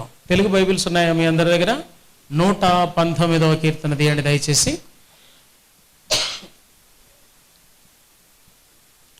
119 కీర్తన మొదటి వచనానికి మీద ఏముంది? ఆలెఫ్. 8వ వచనం తర్వాత ఏముంది? బేత్. మళ్ళీ 8 వచనాల కింద గీమెల్. అట్లా హెబ్రీ భాషలోని 24 అక్షరాలు 119 కీర్తనలో 8 వచనాలకు ఒక అక్షరం పెడతారన్నమాట మధ్యలో. అవి ఏంటో మనకు కూడా అర్థం కాలేదు కదా ఇన్నాళ్ళు. అవి ఏమీ లేదు, హెబ్రీ భాషలోని అక్షరాలు అవి. ఒక్కొక్క అక్షరంతో 8 వచనాలను విడదీశారు. ఆ డివిజన్ను చూపించడానికి ఆలెఫ్, బేత్, గీమెల్, దాలెత్, హే, వావ్, జాయిన్ అట్లా ఉంటాయి అన్నమాట. 24 అక్షరాలు మధ్యలో ఉంటాయి. ఈ అక్షరాలను మీరు 119 కీర్తన చదివినా పర్వాలేదు, చదవకపోయినా పర్వాలేదు. ఈ అక్షరాలు చదివి జ్ఞాపకం పెట్టుకుంటే హిబ్రూ భాషలోని అక్షరాలు మీకు తెలిసినట్టే. నేను దాని మీద ఒక పాటే రాశాను. 24 అక్షరాలు మాకు హెబ్రూ నేర్పిస్తున్నప్పుడు నాకు జ్ఞాపకం ఉండి చావట్లేదు ఆ అక్షరాల పేర్లు. ఈ జ్ఞాపకం ఉండట్లేదని ఒక పాట రాస్తే జ్ఞాపకం ఉంటుందని పాట రూపంలో రాస్తే మా క్లాస్ వాళ్ళందరికీ ఉపయోగపడింది. అది ఈజీగా గుర్తుందనమాట. రైట్. సో క్రీస్తు శకము 70 వరకు ఈ 3 గ్రంథాలు, కెతూబిం అంటే ఎస్తేరు గ్రంథం మొదలుకొని, యెహోషువ గ్రంథం మొదలుకొని ఎస్తేరు వరకు ఉన్న గ్రంథాలను వాళ్ళు కెతూబిం అంటే కితాబ్ అంటే పుస్తకము, కెతూబిం అంటే పుస్తకములు అని. చరిత్ర గ్రంథాలు ఇవి. ఇవేమో ప్రవక్తల గ్రంథాలు, ఇదేమో మోషే ధర్మశాస్త్రపు గ్రంథాలు, ఇవేమో చరిత్ర గ్రంథాలు. సో తోరా, నబీం, కెతూబిం 3 పుస్తకాలు వాళ్ళకి. తోరాకు ఎక్కువ విలువ ఇస్తారు, ఎందుకంటే మోషే రాసిన చట్టం మతపరమైంది, సామాజికపరమైంది, నైతికపరమైంది. భార్య ఎలా ఉండాలి, భర్త ఎలా ఉండాలి, కుష్ఠరోగి ఎలా ఉండాలి, స్త్రీ ఎలాగుండాలి, ఇవన్నీ విషయాలను కాన్స్టిట్యూషన్ లాగా ఇశ్రాయేలు కొరకు రాశాడు. కాబట్టి వారు దీన్ని ప్రాముఖ్యమైనదిగా, ఇది దేవుని నుండే దిగి వచ్చిన గ్రంథం కనుక దీనికి ఫస్ట్ ప్రయారిటీ ఇస్తారు. ఆ తర్వాత సెకండ్ ప్రయారిటీ నబీం, ప్రవక్తలు రాసిన గ్రంథాలకు ఇస్తారు. Third priority historical books, Joshua నుండి ఎస్తేరు వరకున్న గ్రంథాలకు ఇస్తారు. ఇవి మనము మన క్రైస్తవ పండితులు క్రైస్తవులకు సులభంగా అర్థం కావడానికి మొట్టమొదట వీటిని ఆయా చరిత్రను బట్టి ఆయా డివిజన్ చేశారు, 5 పుస్తకాలు చేశారు. అలాగే ఈ ప్రవక్తల గ్రంథాలను కూడా డివైడ్ చేశారు. యెషయా రాసింది వేరుగా, ఇర్మియా రాసింది వేరుగా, విలాప వాక్యములు వేరుగా, అట్లా ఒక్కొక్క ప్రవక్త రాసిన పుస్తకాన్ని ఒక్కొక్క పుస్తకంగా డివైడ్ చేశారు మనం చదవడానికి అనుకూలంగా ఉండడం కొరకు. అలాగే యెహోషువ గ్రంథం నుండి న్యాయాధిపతులు, రూతు, సమూయేలు, మొదటి సమూయేలు, రెండవ సమూయేలు, అట్లా అన్ని గ్రంథాలు ఎస్తేరు వరకు చరిత్రను, హిస్టరీని చెబుతున్నాయి, ఇశ్రాయేల్ యొక్క హిస్టరీని. అవన్నిటిని మళ్ళీ కొన్ని గ్రంథాలు, ఇవి మొత్తం కలిపితే మనకు 39 గ్రంథాలు. కానీ ఈనాటికి యూదుల సమాజ మందిరంలో ఈ 3 ఉంటాయి. ఇంత లావు పుస్తకాలు 3 ఉంటాయి అంతే. అయితే ఇది క్రీస్తు శకము 70 వరకు మనకు ఈ గ్రంథాలే ఉన్నాయి.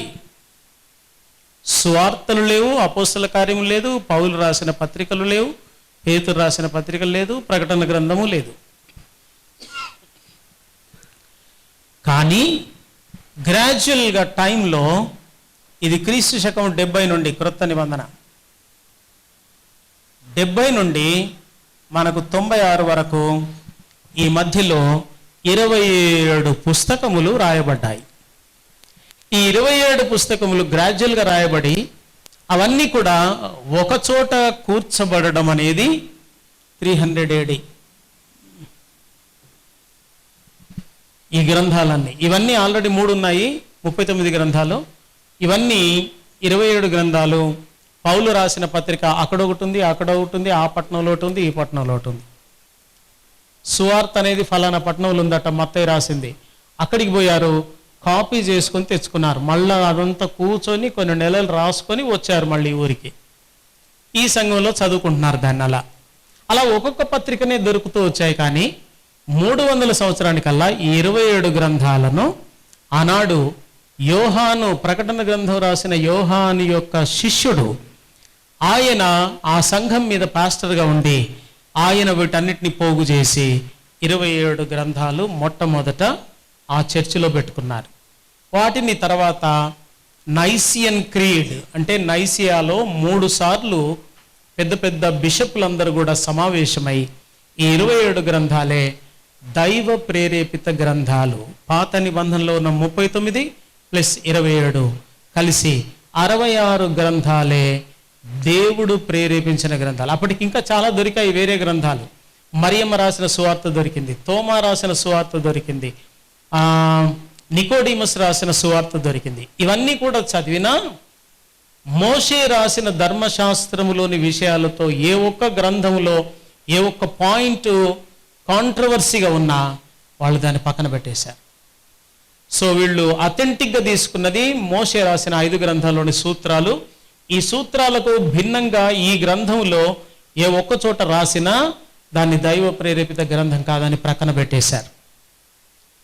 అలాగనే ఈ 66 గ్రంథాల్లోని క్రొత్త నిబంధనలోని 27 గ్రంథాలు మోషే రాసిన సూత్రాలతో ఏకీభవిస్తున్నాయి కనుక ఈ 66 గ్రంథాలే దేవుడు ప్రేరేపించిన గ్రంథములు అని ఆనాడు ఒకటే సంఘం, రోమన్ క్యాథలిక్, ప్రొటెస్టెంట్ లేవు, ఒకటే సంఘం ఉంది. ఆ సంఘం అంగీకరించారు. ఆ తర్వాత రోమన్ క్యాథలిక్స్ వచ్చేసి ఈ మలాకీ గ్రంథం నుండి మత్తయి సువార్త వరకు మధ్యలో కొన్ని గ్రంథాలు హిస్టరీని తెలుపుతున్నాయి. 400 ఇయర్స్ హిస్టరీ గడిచింది. ఈ 400 ఇయర్స్లో ఉన్న హిస్టరీ యూదులకు ఏం జరిగింది, చరిత్రలో ఏం జరిగింది తెలుపుతున్నాయి. కాబట్టి ఈ చరిత్రను చదువుకోవడానికి ఈ గ్రంథాలు కూడా ఉండనివ్వండి బైబిల్లో అంటూ వాళ్ళు మరికొన్ని గ్రంథాలు చేర్చుకున్నారు. వాళ్ళు 72 గ్రంథాలు ఉంటాయి వాళ్ళ బైబిల్లో. కానీ ప్రతి ప్రీస్టు, ప్రతి పోపు ఒప్పుకుంటున్నారు ఏమిటంటే ఈ మలాకీ తర్వాత నుండి మత్తయి సువార్తకు ముందున్న గ్రంథాలు ఇవి దైవ ప్రేరేపిత గ్రంథాలు కాదు, ఇవి అపోక్రిపా అంటే అప్రమాణికమైన గ్రంథాలు. ప్రామాణికమైనవి 66, అప్రమాణికమైనవి మాత్రం 72లో ఈ మిగతావి అని వాళ్ళు ఒప్పుకుంటున్నారు. ఏమండి, కన్ఫ్యూజ్ కావద్దు. కొందరు అడుగుతున్నారు, క్రైస్తవుల గ్రంథము దైవ గ్రంథం అయితే మరి రోమన్ క్యాథలికులకు 72 ఎందుకున్నాయి, ఈ ప్రొటెస్టెంట్లకు 66 ఎందుకున్నాయంటే సింపుల్. ఆ 400 ఇయర్స్ మధ్యలో ఉన్న హిస్టరీని తెలుపుతున్న హిస్టారియన్స్ రాసిన గ్రంథాలే అవి. కానీ they are not inspired books by the creator God. ఇంతే, simple. That's what Catholic priests also are accepting. కనుక దీంట్ విషయంలో మాకు కాంట్రవర్సీ ఏం లేదు. నా దగ్గర రోమన్ క్యాథలిక్ బైబిల్ ఉంది. ఈ యూదులకు జరిగిన హిస్టరీని తెలుసుకోవడంలో నేను ఆ మధ్యలో ఉన్న గ్రంథాలు కూడా చదువుతున్నాను. But I'm not considering them as the inspired books. Only the 66 books of the Bible is inspired by the creator God. అంతే. సో ఆ విధంగా 70 తర్వాత వ్రాయబడిన ఈ గ్రంథము 1400 సంవత్సరాల తర్వాత ముద్రించబడింది. ఏమండి, 1400 సంవత్సరాల కాలంలో, అంటే 1400 సంవత్సరాల కాలాన్ని మనం దేనిగా గుర్తించాలి అంటే రిఫార్మేషన్ స్టార్టెడ్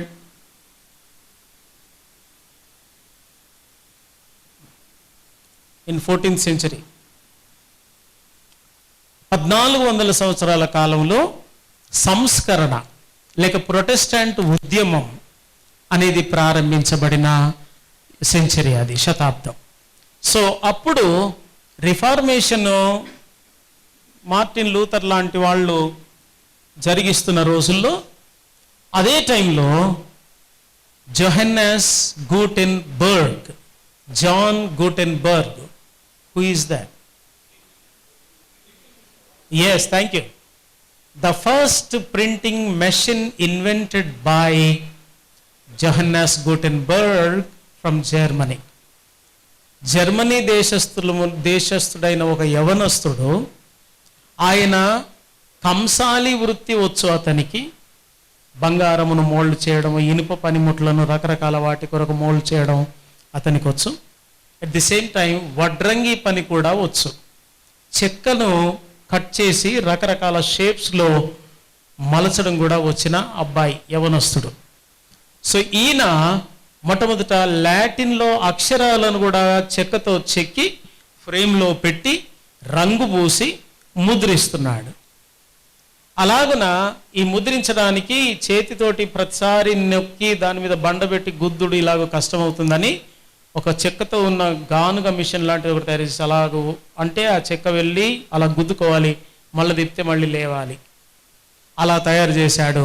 ఆ మొట్టమొదటి ప్రింటింగ్ మిషన్ అమెరికా దేశంలో ఈనాటికి ఉన్నది. నేను ఆ లైబ్రరీకి వెళ్ళి ఆ మిషన్ చూశాను. నేను కూడా సంబరానికి ఒకసారి బట్టి దాంతో ఇలాగ ఒక 10 పేపర్లు ముద్రించి ఫోటో కూడా పోజ్ ఇచ్చాను. ఓకే, అదే కదా మనకు సంబరం కదా, అలాంటి వాటికి పోజులు ఇవ్వడం. సో జాన్ గూటెన్బర్గ్ ప్రింటింగ్ ప్రెస్ను నేను ఇట్లా తిప్పి ఒక 10 పేపర్లు ప్రింటింగ్ చేస్తే ఆ ఇంకు కూడా నా బట్టలకు అంటించుకున్నా. సో ఆ 10 పేపర్లు నా ఇంటిలో ఉన్నాయి ఇప్పటికీ. వాళ్ళు లాటిన్ భాషలో మొట్టమొదటి బైబిల్ ఫస్ట్ పేజీని వాళ్ళు అందులో పెట్టి ఉంచారు వచ్చిన వాళ్ళకు చూపించడం కొరకు. సో అలాగన 14వ సెంచరీలో మొట్టమొదట ఏదయ్యా ఈ ముద్రణకు నోచుకుంది అంటే అప్పుడే బైబిల్ ప్రతులను చేతితో రాస్తున్నారు కాబట్టి వీళ్ళు దాన్ని ప్రింటింగ్ మిషన్లోనికి ఎక్కించారు. సో మొట్టమొదట ప్రపంచంలో ముద్రించబడిన గ్రంథం కూడా బైబిలే, అది కూడా లాటిన్ భాషలో, అది జర్మనీ దేశంలో. ఓకే, సో 14వ శతాబ్దం వరకు ముద్రణ లేదు, దీనికి కాపీస్ లేవు. కానీ వండర్ ఏమిటంటే ఈ బుక్ లేకపోయినా ప్రజలు క్రైస్తవ్యంలోనికి పరిగెత్తే వచ్చారు. Just they heard by voice about the gospel of Jesus Christ, and people from many nations and from all the continents, people came into Christianity. ఈ గ్రంథం ముద్రించబడక ముందే భారతదేశానికి తోమా వచ్చి అప్పటికే ఆయన సువార్తను అందించాడు. బ్రాహ్మణులు భారతదేశంలో మొట్టమొదటిగా కన్వర్ట్ అయిన క్రిస్టియన్స్. బ్రాహ్మణులకి ఆనాడు వేదాధ్యయనము విద్య ఉంది కాబట్టి వాళ్లకు చెప్పాడు ఈయన.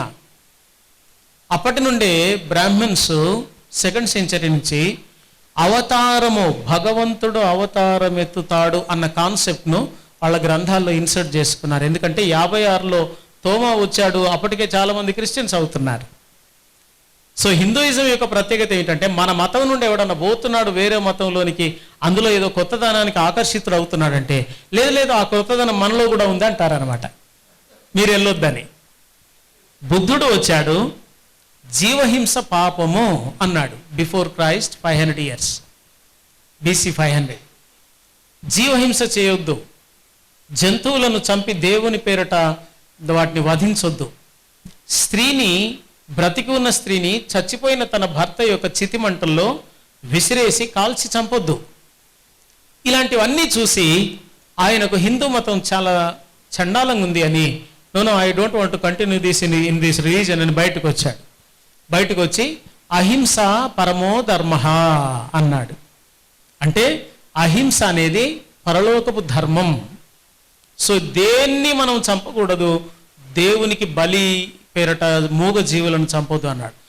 పొలోమంటూ హిందువులు చాలామంది అరే ఈ బోధ కొత్తగా ఉందే, భలే బాగుందే అంటూ అందరట పరిగెత్తుంటే అప్పుడు వీళ్ళు అన్నారు లేదు లేదు లేదు లేదు మన దాంట్లో కూడా జీవహింస లేదు రండహో అన్నారు. అదేంటి మీరు దేవుని ముందు గొర్రెను మేకను చంపి దాని మాంసాన్ని వండుకొని తింటున్నారు కదా అంటే, లేదు లేదు, మన మతంలో మాంసాహారం నిషేధం అని బ్రాహ్మణులు అప్పటి నుండి నోరు కట్టుకొని మునక్కాయలతో సాటిస్ఫై అవుతున్నారు.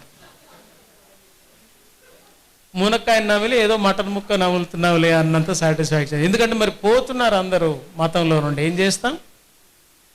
సో మునక్కాయ అలాగున ఫేమస్గా మారింది, ఆల్టర్నేటివ్ నాన్ వెజిటేరియన్గా మారింది. ఇక కూరగాయల్లో మీరు ఏ కూరగాయ తినండి, ఈ మటన్కు దగ్గరగా ఉండదు ఏది కూడా.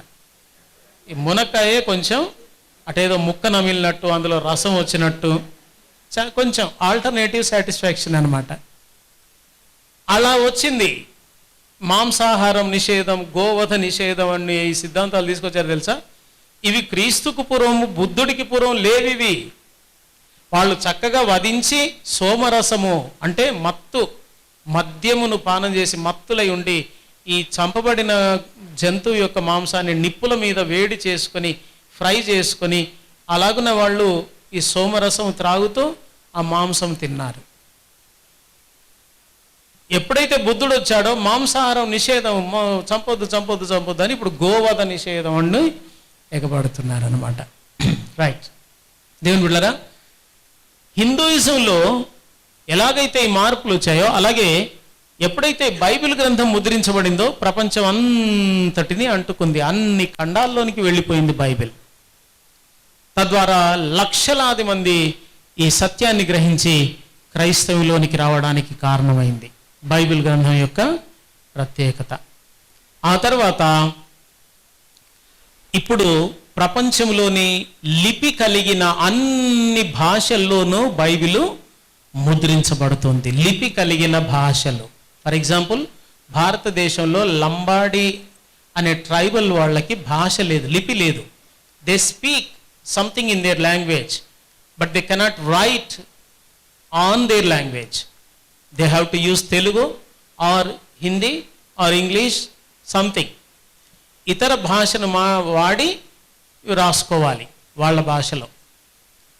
అలాగే సంస్కృత భాష ఎలాగుంటుందో ఎవరికీ తెలియదు. సంస్కృత భాష తెలియదు కాబట్టి దేవనగరి లిపిలో ఉంది అని, దేవనగరి దేవుని యొక్క నగరానికి చెందిన భాష అది అని దేవనగరి లిపిలో రాశారు. పోనీ దేవనగరి లిపిలోనన్నా వేదాలు దొరుకుతున్నాయా? లేదు.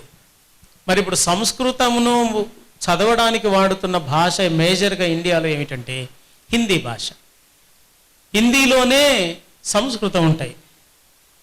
ప్రజాపతిర్దేవేభ్యాం ఆత్మానం యజ్ఞం కృత్వా ప్రాయశ్చిత్, ఇది అన్నాను అనుకోండి నేను, దీన్ని ఎందులో రాసి ఉంటుంది అంటే సంస్కృత భాష నాకు తెలియదు, లేదు, అది హిందీలో ఉంటుంది. ప్రజాపతిర్దేవేభ్యాం ఆత్మానం యజ్ఞం కృత్వా ప్రాయశ్చిత్. భాష ఏమో పలికేదేమో సంస్కృతం, వ్రాసేదేమో హిందీ అక్షరాలు. అలాగనే మన బైబిల్ సొసైటీ వాళ్ళు లంబాడి భాషకు లిపి లేదు గనక తెలుగు అక్షరాలు పెట్టి లంబాడి భాషలోని పదాలను రాస్తూ బైబిల్ను తర్జుమా చేస్తున్నారు. ఈ విధంగా ఇంత గొప్ప ట్రాన్స్లేషన్కు నోచుకున్న గ్రంథం కూడా బైబిల్ మాత్రమే. ప్రపంచంలో ఏ మతానికి, మత గ్రంథానికి ఇంత గొప్ప ఆధిక్యత లేదు. ఇక అది ఎదుర్కొన్న శత్రువులు, బైబిల్ ఎదుర్కొన్న శత్రువులు, మొట్టమొదట నాస్తికత్వం. Those who say there is no God అని చెబుతున్న వాళ్ళు నా అస్తి, అస్తి అంటే సంస్కృతంలో ఉండుట, నా అంటే లేకుండుట. భగవంతుడు అన్నవాడు ఉన్నాడని ఆస్తికులు అంటున్నారు, లేడు అని నా ఆస్తికులు అంటున్నారు. సో ఈ నాస్తికులు మొట్టమొదట దాడి చేసిన ప్రపంచ మత గ్రంథం ఏదైనా ఉంది అంటే దట్ ఈస్ బైబిల్.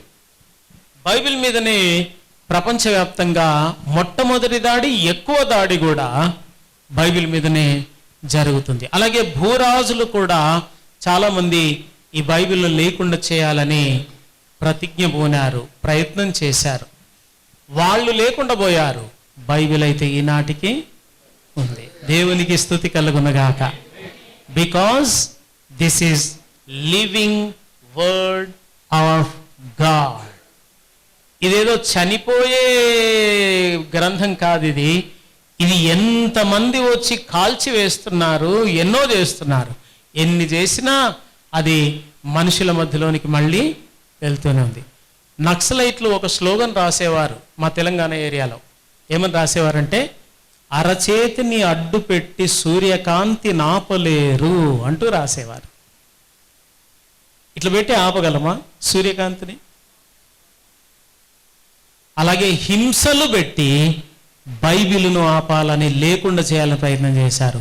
సూర్యుని కంటే తేజస్సు కలిగిన బైబిల్ గ్రంథం ఇది ఎన్ని హింసలతో అణిచివేసే ప్రయత్నం చేసినా అది భూలోకం అంతటా తన వెలుగును తీసుకుని వెళ్ళింది. నీ వాక్యము నా పాదములకు దీపము, నా త్రోవకు వెలుగు. ఈ వెలుగును ఆపడానికి, అనగదొక్కడానికి, ఆర్పివేయడానికి చరిత్రలో అంతటా ప్రయత్నాలు జరిగాయి. కానీ ఈనాటికి అది తేజరిల్లుతుంది, వ్యక్తుల జీవితాలను తేజరిల్ల చేస్తుంది.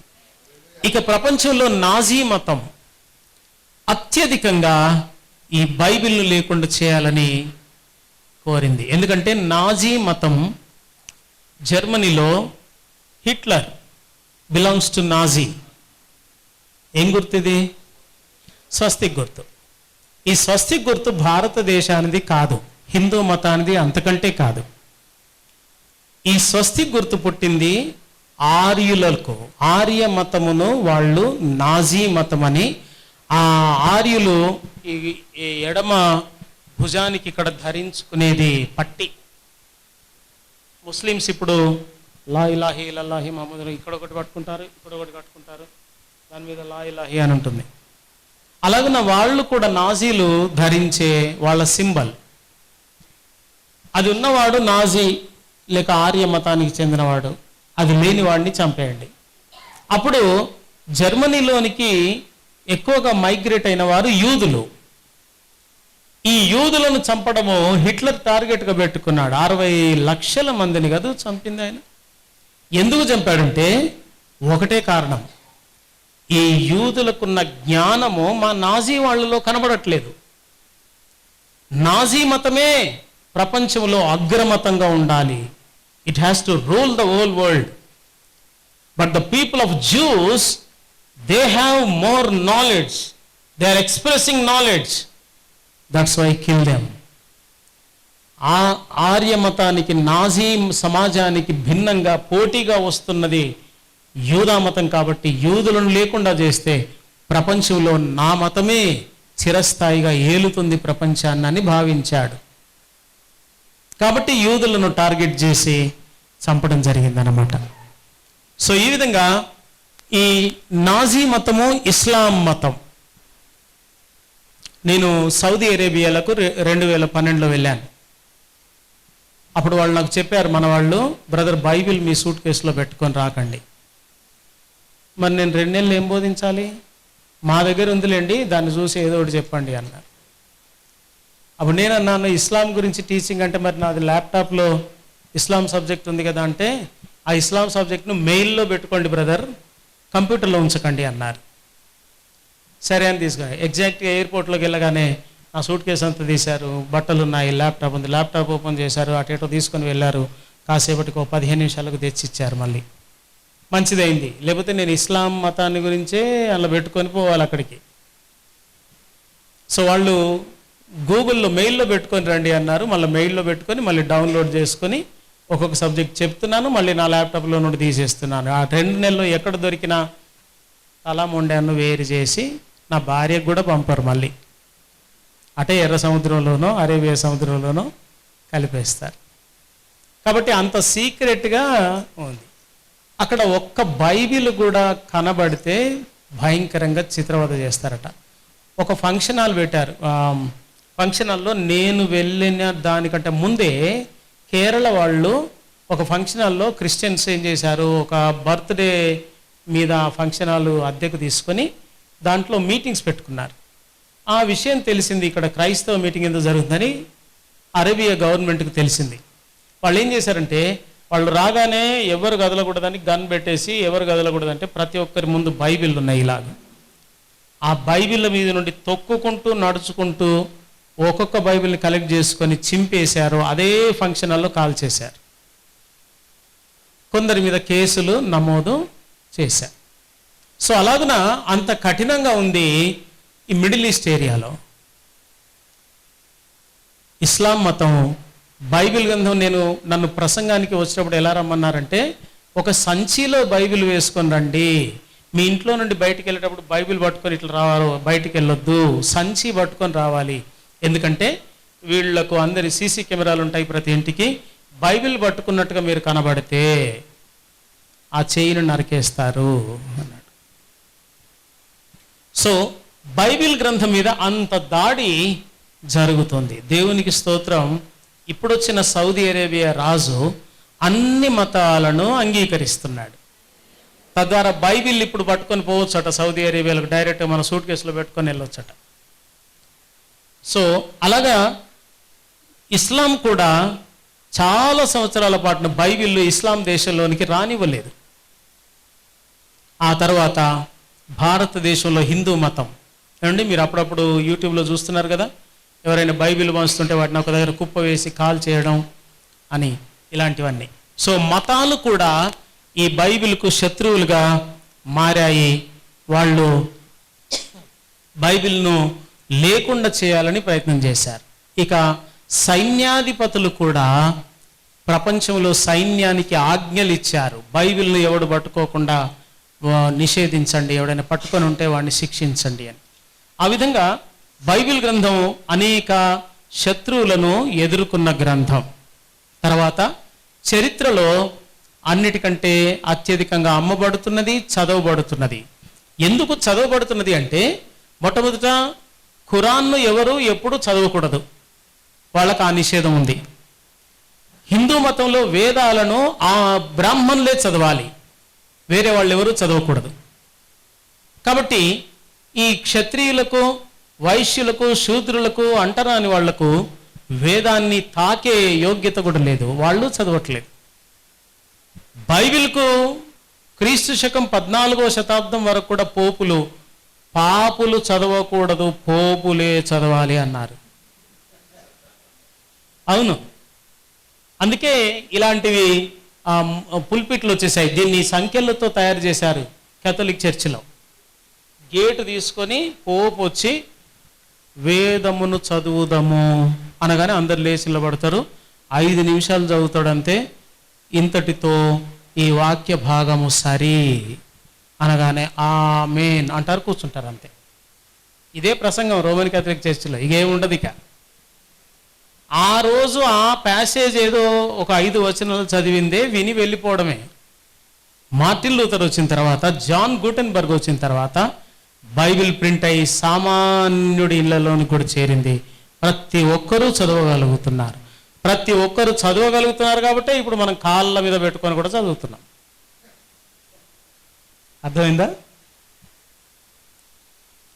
ఆ గ్రంథం రావడానికి ఎంతో మంది రక్తము ధార పోశారు, ప్రాణాలు ఇయ్యాల్సి వచ్చింది చరిత్రలో. సో విస్తృతంగా డిస్ట్రిబ్యూట్ చేయబడుతున్న గ్రంథం కూడా అదే. అలాగే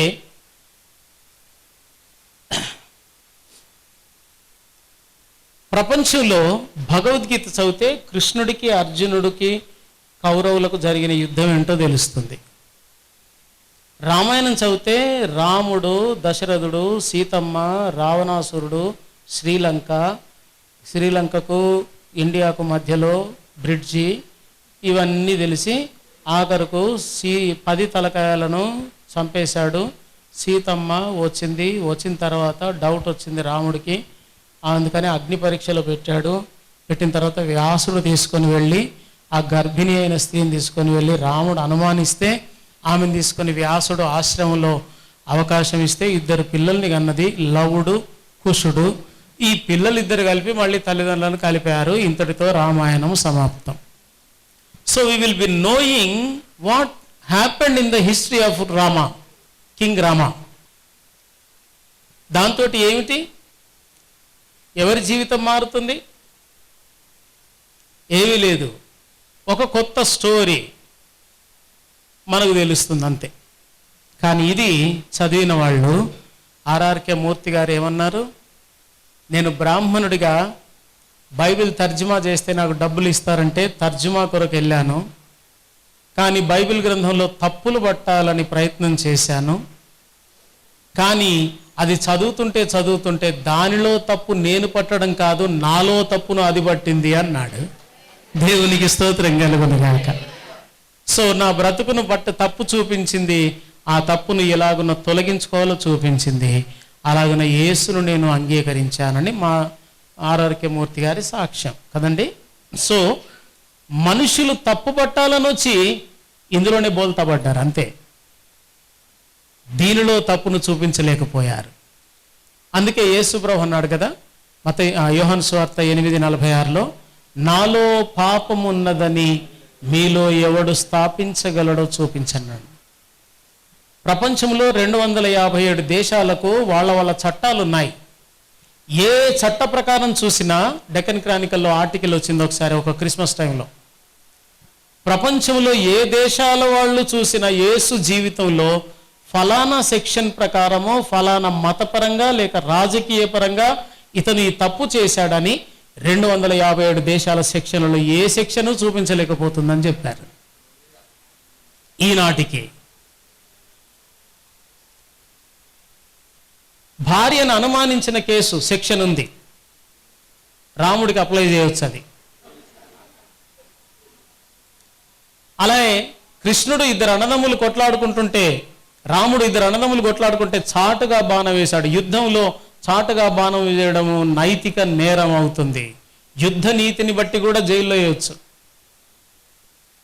ఇలా కృష్ణుడి విషయంలో ఏమండి, దేవతలను చెప్పబడుతున్న విష్ణువు విషయంలో, శివుడి విషయంలో ఆయనకు భార్య ఉండగా, ఇద్దరు భార్యలు ఉండగా శివుడు మళ్ళీ విష్ణువు యొక్క అందము, ఆడవాళ్లకున్న అందంలోనికి విష్ణువు మారగలడు. ఆయన ఆడవాళ్ళ అందంలోనికి మారేసరికి ఆ అందాన్ని చూసి తట్టుకోలేక శివుడు ఆ విష్ణువు ఆడవారిగా ఉన్న విష్ణువుతో సంబంధం పెట్టుకోగా పుట్టినవాడే అయ్య అప్ప.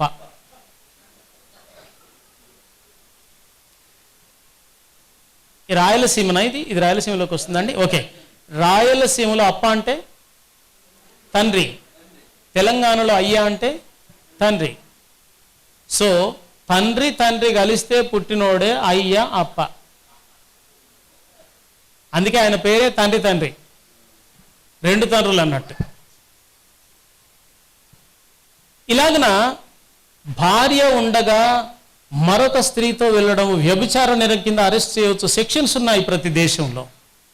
యేసుప్రభు అన్నాడు, ప్రపంచంలోని 257 దేశాల్లో నాలో పాపమున్నదని మీలో ఎవడు స్థాపిస్తాడో నిరూపించండి. 2000 సంవత్సరాలు గడిచాయి. యేసుప్రభు జీవితాన్ని మత కోణంలో, రాజకీయ కోణంలో పరిశోధిస్తున్నారు అందరూ కూడా. ఏ సెక్షన్ కూడా ఇంతవరకు ఈ సెక్షన్ ప్రకారం యేసును ఈ శిక్షకు అప్పగించవచ్చని చెప్పిన కాన్స్టిట్యూషనే లేదు, లా అనేది లేనే లేదు. సో ఇది అత్యధిక జీవితాలను ప్రభావితం చేసిన గ్రంథం. ఏమండి, మనుషులు ఎందుకు క్రైస్తవంలో కలుస్తున్నారు? మీకు అమెరికా వాళ్ళు వేసుకునే కోట్లు ఇస్తాము కనుక చలికాలం పనికొస్తుంది కనుక ఈ మతంలోనికి రండి అని మీ పాస్టర్ గారు చెప్పాడా? మరి ఎందుకు వచ్చారు మీరు? డబ్బులు ఇస్తారని చెప్పారా? మీకు చెప్పారా? సో వాళ్ళు క్వశ్చన్ చేస్తున్నారు. సో వాళ్ళ అనుమానం ఉన్నది, అది తీర్చుకోవడం వాళ్ళ బాధ్యత. మీరు ఎందుకు వచ్చారు? డబ్బులు ఇచ్చినందుకే వచ్చారా? మరి వెరీ గుడ్. అంటే ఒక సామాన్యమైన వ్యక్తి యొక్క జీవితాన్ని మార్చిన గ్రంథం బైబిల్ గ్రంథం. చదువు లేదు, ఏమీ లేదు, అందులో ఉన్న విషయము ఆమె జీవితాన్ని మార్చింది. సో ఇక ఒరే నువ్వు నీ భార్యను ఎందుకు పెళ్లి చేసుకున్నావురా అని వాడు ఎన్నైనా అడగవచ్చు, ఎన్నైనా యాంగిల్లో వాడు అడగవచ్చు. కానీ నేను ఎందుకు పెళ్లి చేసుకున్నాను అనడానికి అవన్నీ కారణాలు కాదు, ఏదో ఒకటైతే కారణం ఉంటుంది. నువ్వు ఎన్నైనా అనుకో, క్రైస్తవ్యంలోనికి నువ్వు ఎందుకు వెళ్ళావు, ఎన్నైనా ఊహించుకో, ఒకటైతే సత్యం, రక్షణ కొరకు నేను పాపిని అని గ్రహింపజేసిన గ్రంథం. మనిషికి రక్షణను పాప పరిహారార్థం కొరకు పరమాత్ముడు అవతరించి బలియాగమును చూపించిన గ్రంథం, మనిషికి మళ్ళీ మోక్షాన్ని స్వర్గాన్ని ప్రసాదించడానికి కాన్ఫిడెన్స్ గ్యారంటీ ఇచ్చిన గ్రంథం బైబిల్. సో నేను పబ్లిక్ మీటింగ్లో సవాల్ చేస్తూ ఉంటాను తరచుగా, सारे दुनिया में अगर कोई धर्म या ग्रंथ है क्या अपने लिए संसार से निकालने वाले और संसार से अपना मोक्ष दिखाने वाले कोई धर्म है क्या, कोई ग्रंथ है क्या? తెలుగులో ఏడవండి. ప్రపంచమంతట్లో కూడా మనిషి యొక్క పాపము నుండి విడిపించడానికి మార్గాన్ని చూపిన గ్రంథం, శ్లోకం, ఆయతు మీ మత గ్రంథాల్లో ఎక్కడైనా ఉందా? మనిషికి మోక్షాన్ని ఇలా చేస్తే మనిషికి మోక్షం వస్తుందని కానీ స్వర్గం వస్తుంది కానీ చెప్పగలిగే గ్రంథం ఉందా? ఎక్కడా లేదు. హిందూ మతం అన్నది అలా స్వర్గానికి డైరెక్ట్ పోవు నాయనా, నువ్వు 1,82,000 జన్మలు ఎత్తాలి. మరి ఇప్పుడు నేను ఉన్నది ఏ జన్మ సార్? हमें मालूम नहीं है वो. फिर 1,82,000 कैसा मालूम हो गया आपको? నేను ఇప్పుడు ఉన్నది లేక నీవు ఉన్నది ఇప్పుడు ఎన్నో జన్మ అని నీవు చెప్పలేకపోతున్నావు. 1,82,000 ఉన్నాయని నీకు ఎట్లా తెలిసింది? పోనీ ఇప్పుడు నేను ఎన్ని దాటాను, ఇంకెన్ని ఉన్నాయి నాకు మిగిలి? తర్వాత నేను మంచి హీరోగా బ్రతికాను, ఒకే ఒక అమ్మాయి సమంతను ప్రేమించాను, అయినా కర్ణాటకకు చెందిన సినిమా నటుడు విలన్గా ఉండి నన్ను నా గొంతు నొక్కి చంపాడు. నా గొంతు నొక్కి చంపితే నేను మంచివాడిగా సమంతను ప్రేమిస్తే నేను ఇప్పుడు చచ్చిపోయిన తర్వాత వాడెవడు నాని కదా, నాని కంటే ఇంకా మంచి స్థితిలోకి వెళ్ళాలి కదా. మరి ఈగనయ్యానేమిటి, ఈగనయ్యానేమిటి అన్న వల్లే మీకు మెరిసింది స్టోరీ అంత కాదు. ఈగనయ్యానేమిటి, నేను మంచివాడిగానే బ్రతికాను, చెడ్డవాడిగా బ్రతికి అన్ని దుర్మార్గ పనులు చేస్తే ఈగనై పుట్టినా బాగుండు. నేను మంచిగా ఉండి ఒకే అమ్మాయిని ప్రేమించి ఇష్టపడి పెళ్లి చేసుకుందాం అనుకుంటే వీళ్ళని వచ్చి నన్ను గొంతు నొక్కి చంపేశాడు, నేను చచ్చిపోయాను. నేను ఇంతకంటే మంచి స్థితిలో ఉండి విలన్ మీద పగ తీర్చుకొని మళ్ళీ సమంతను పెళ్లి చేసుకునేటట్టు ఉండాలి తప్ప చిన్న ఈగగా మారానేమిటి? సో ఇదంతా non sense. That's it. Non sense అంటే నాన్ సెన్స్. పునరపి జననం పునరపి మరణం, మళ్ళీ పుట్టాలి, మళ్ళీ చావాలి, చచ్చిన తర్వాత ఏమిటి, మళ్ళీ ఇంకో జీవిలో పుట్టాలి, అలా పుట్టి మళ్ళీ ఆ జీవిలో చావాలి, ఇలా 1,82,000 జన్మలెత్తాలి. ఎత్తిన తర్వాత నీవు దేవునిలో లీనమైపోతావు. యువర్ శవం బికమ్స్ శివం.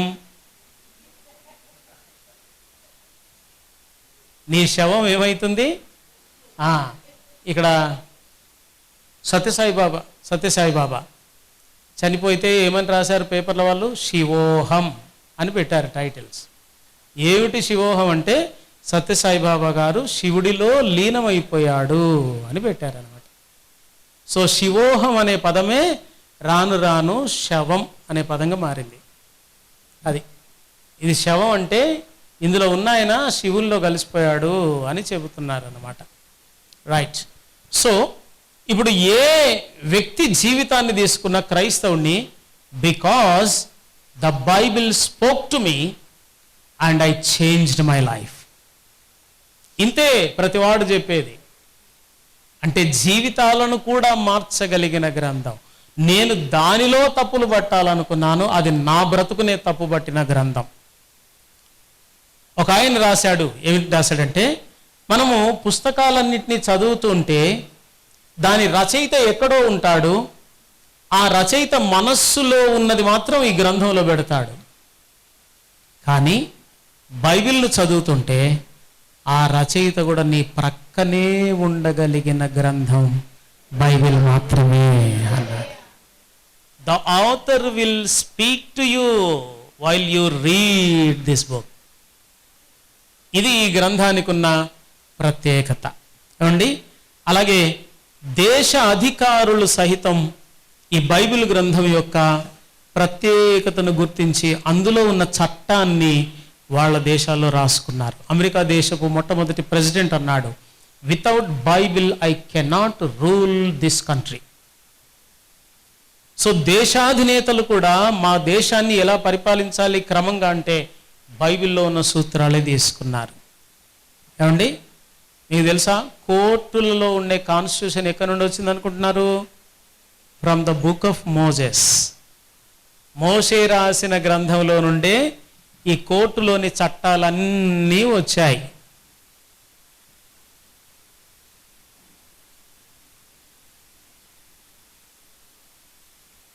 లాయర్లు ఇలాగ 2 రిబ్బన్స్ పెట్టుకుంటున్నారు, అర్థం తెలుసు కదండి. ఈ రిబ్బన్స్ పుట్టుక ఎలాగంటే 10 ఆజ్ఞల 2 పలకలు అంతే, నేనేం క్రియేట్ చేసి చెప్పట్లేదు. ఈ 2 రిబ్బన్ల మొదటి కథ ఎక్కడంటే 10 ఆజ్ఞలు నేను పాటిస్తాను అనడానికి ముంగుర్తుగా రాళ్ళు పెట్టుకోలేరు కదా ఇక్కడ. సో ఆ సింబల్గా ఉండే క్లాత్ను అలా పెట్టుకుంటారనమాట. సో కోర్టులోని చట్టాలన్నిటికీ బేస్ బైబిల్ గ్రంథంలోని చట్టమే. ప్రపంచంలో అంతటా నాస్తిక దేశాల్లో ఉన్న చట్టం కూడా బైబిల్లో ఉన్నదే. అలాగే కుటుంబాలు చీలిపోతూ పగిలిపోతూ పిల్ల జెల్ల భార్య భర్తలు వేరువేరైపోతున్న దశలో వారందరినీ ఒక్కటిగా ఈనాటికి కాపాడిన గ్రంథం బైబిల్ గ్రంథమే. ఏమండి, ఇక బైబిల్ గ్రంథం యొక్క ప్రత్యేకత ఏమిటంటే, ఇది కూడా నేను పబ్లిక్ మీటింగ్స్లో సవాల్ చేస్తుంటాను, ఛాలెంజ్ చేస్తుంటాను. ఏమిటి అంటే, బైబిల్ గ్రంథం ఒకటి మాత్రమే ప్రవచనములను అనగా భవిష్యత్తును గురించి తెలిపే ప్రవచనాలున్న గ్రంథం బైబిల్ మాత్రమే. వేదాల్లో లేవు, ఉపనిషత్తులో లేవు, భగవద్గీతలో లేవు, 18 పురాణాల్లో లేవు, మనుధర్మశాస్త్రం లేవు, రామాయణం మహాభారతంలో కూడా ఒక్కటంటే ఒక ప్రవచనం లేదు, భవిష్యవాణి లేదు. ఇస్లాం మతంలో కూడా ఒక్కటంటే ఒక ప్రవచన వాక్కు లేనే లేదు. బైబిల్ గ్రంథంలో వందలాది ప్రవచనములు యేసును గురించే కాదు, దేశములను గురించి, ప్రభుత్వాలను గురించి, రాజ్యాలను గురించి, మనుషులను గురించి, స్థలాలను గురించి వ్రాయబడి ఉన్న గ్రంథం ఉంది. అలాగే ప్రపంచము ఎలా పుట్టింది, ఎలా ముగుస్తుంది చెప్పిన గ్రంథం కూడా కేవలము బైబిల్ గ్రంథం మాత్రమే. That's what we're going to study during this 3 days. ప్రపంచ చరిత్రలో ప్రపంచ చరిత్ర ప్రారంభాన్ని గురించి, ముగింపును గురించి బైబిల్ ఎలా ప్రవచించిందో మనం ఈ 3 దినాలు చూడబోతూ ఉన్నాం. దేవుని బిడ్డలారా, అలాగున ప్రపంచపు ముగింపును కూడా మనుషులకెవరికీ తెలియదు. గ్రంథాలు చెప్పలేదు ప్రపంచం ఎలా ముగుస్తుందో, ఏమేమి ఇన్సిడెంట్స్ జరుగుతాయో చెప్పలేదు. సైన్స్ సత్యాలను, సైన్స్ అనే వింగ్ పుట్టక మునిపే సైన్స్ కనుగొన్న సత్యాలను ముందే వ్రాసి ఉంచిన గ్రంథం బైబిల్ మాత్రమే. ఫర్ ఎగ్జాంపుల్, క్రీస్తుకు పూర్వము 1400 సంవత్సరాల కాలంలో మోషే 5 గ్రంథాలను రాశాడు. అందులో ఒక సైన్స్ సత్యమును మీకు జ్ఞాపకం చేస్తాను, తర్వాత యోబువి కూడా కొన్ని జ్ఞాపకం చేస్తాను. లేవియకాండము 17వ అధ్యాయము 11వ వచనంలో ఏమని వ్రాశాడు మోషే అంటే, రక్తము దేహమునకు ప్రాణము, మీ నిమిత్తము ప్రాయశ్చిత్తము చేయుటకై బలిపీఠం మీద ప్రోక్షించుటకై నేను దానిని మీకు ఇచ్చితిని. రక్తము దానిలోనున్న ప్రాణమును బట్టి ప్రాయశ్చిత్తము చేస్తుంది. 18th century వరకు సైన్స్ ఏమి నమ్మిందంటే మనిషి యొక్క ప్రాణము గుండెలో ఉండి ఉండొచ్చు అని అనుకున్నది. ఎందుకంటే ప్రాణం పోయిన తర్వాత గుండె ఏమైంది, ఆగిపోయింది. అప్పటిదాకా లబ్ డబ్ అంటూ కొట్టుకుంది కదా. కాబట్టి గుండె ఆగిపోయిందంటే ప్రాణము గుండెలో ఉండి ఉండాలి, అది పోయింది కాబట్టి ఇది ఆగిపోయింది అని అనుకున్నారు. పరిశోధనలు చేస్తున్నారు, ఆ తర్వాత నో అట్లా కాదండి, ప్రాణము మెదడులో ఉండాలి. ఎందుకని? ఒకడు రాయి మీద పడి చచ్చిపోతే తల పగిలింది, మెదడంతా బయటకు వచ్చింది, వాని ప్రాణం లేదు. సో మెదడు బయటికి రావడము, ప్రాణం వెళ్ళిపోవడం ఒకటేసారి అయింది కాబట్టి మెదడులో ప్రాణం ఉండాలి అని నమ్మారు.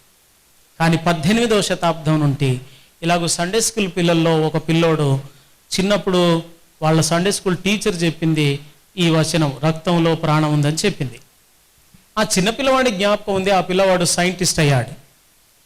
వాళ్ళు పరిశోధనలు చేస్తుంటే ఈ పిల్లోడు అన్నాడు సైంటిస్టులతో, సార్ మా సండే స్కూల్ టీచరు చిన్నప్పుడు చెప్పినట్టు ఒక మాట గుర్తుందండి నాకు, ప్రాణం రక్తంలో ఉందని బైబిల్లో ఉందని చెప్పించారట. అలాగా బైబిల్ తెప్పించి అందరూ చూశారు, రక్తము దేహమునకు ప్రాణము.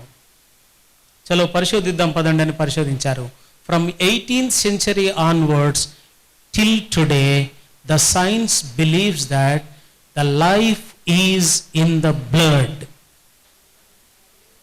రక్తములోనే ప్రాణం ఉందని ఇప్పటి వరకు నమ్ముతున్నారు. ఒక క్రిస్టియన్ పిల్లోడు చెప్పిన చిన్న ఆధారాన్ని బట్టి సైన్స్ ఈనాడు అంగీకరిస్తుంది రక్తములోనే ప్రాణం ఉంది అని.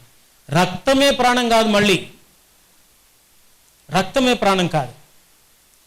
రక్తములో white blood cells, red blood cells, platelets ఇవన్నీ ఉన్నాయి కదా, ఇవన్నిటికీ వేరుగా కనబడకుండా, సైన్స్కు కనబడకుండా, మైక్రోస్కోప్కు కనబడకుండా రక్తములోనే ప్రవహిస్తున్నది ప్రాణం.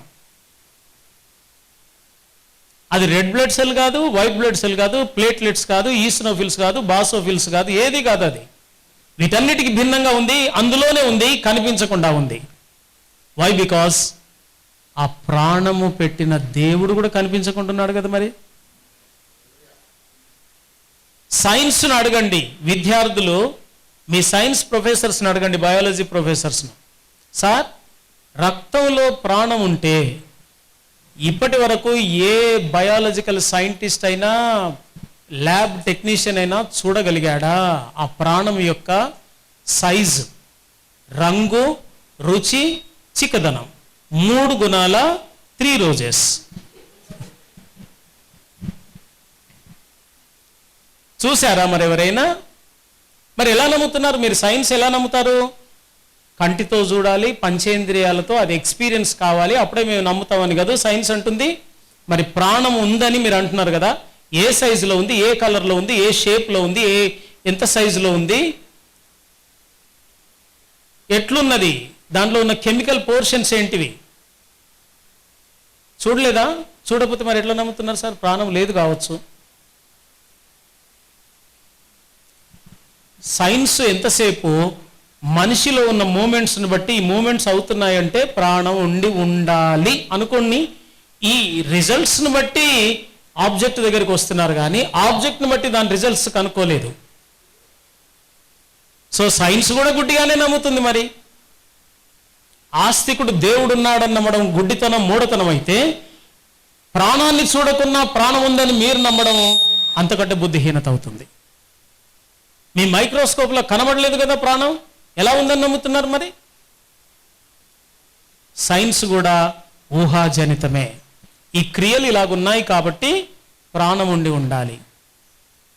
ఈ విశ్వమంతా క్రమబద్ధమైన రీతిలో కంట్రోల్ చేయబడి నడుస్తుంది కాబట్టి దీన్ని నడిపించేవాడు ఒకడు ఉండాలని ఆస్తికుడు నమ్ముతున్నాడు. That's it.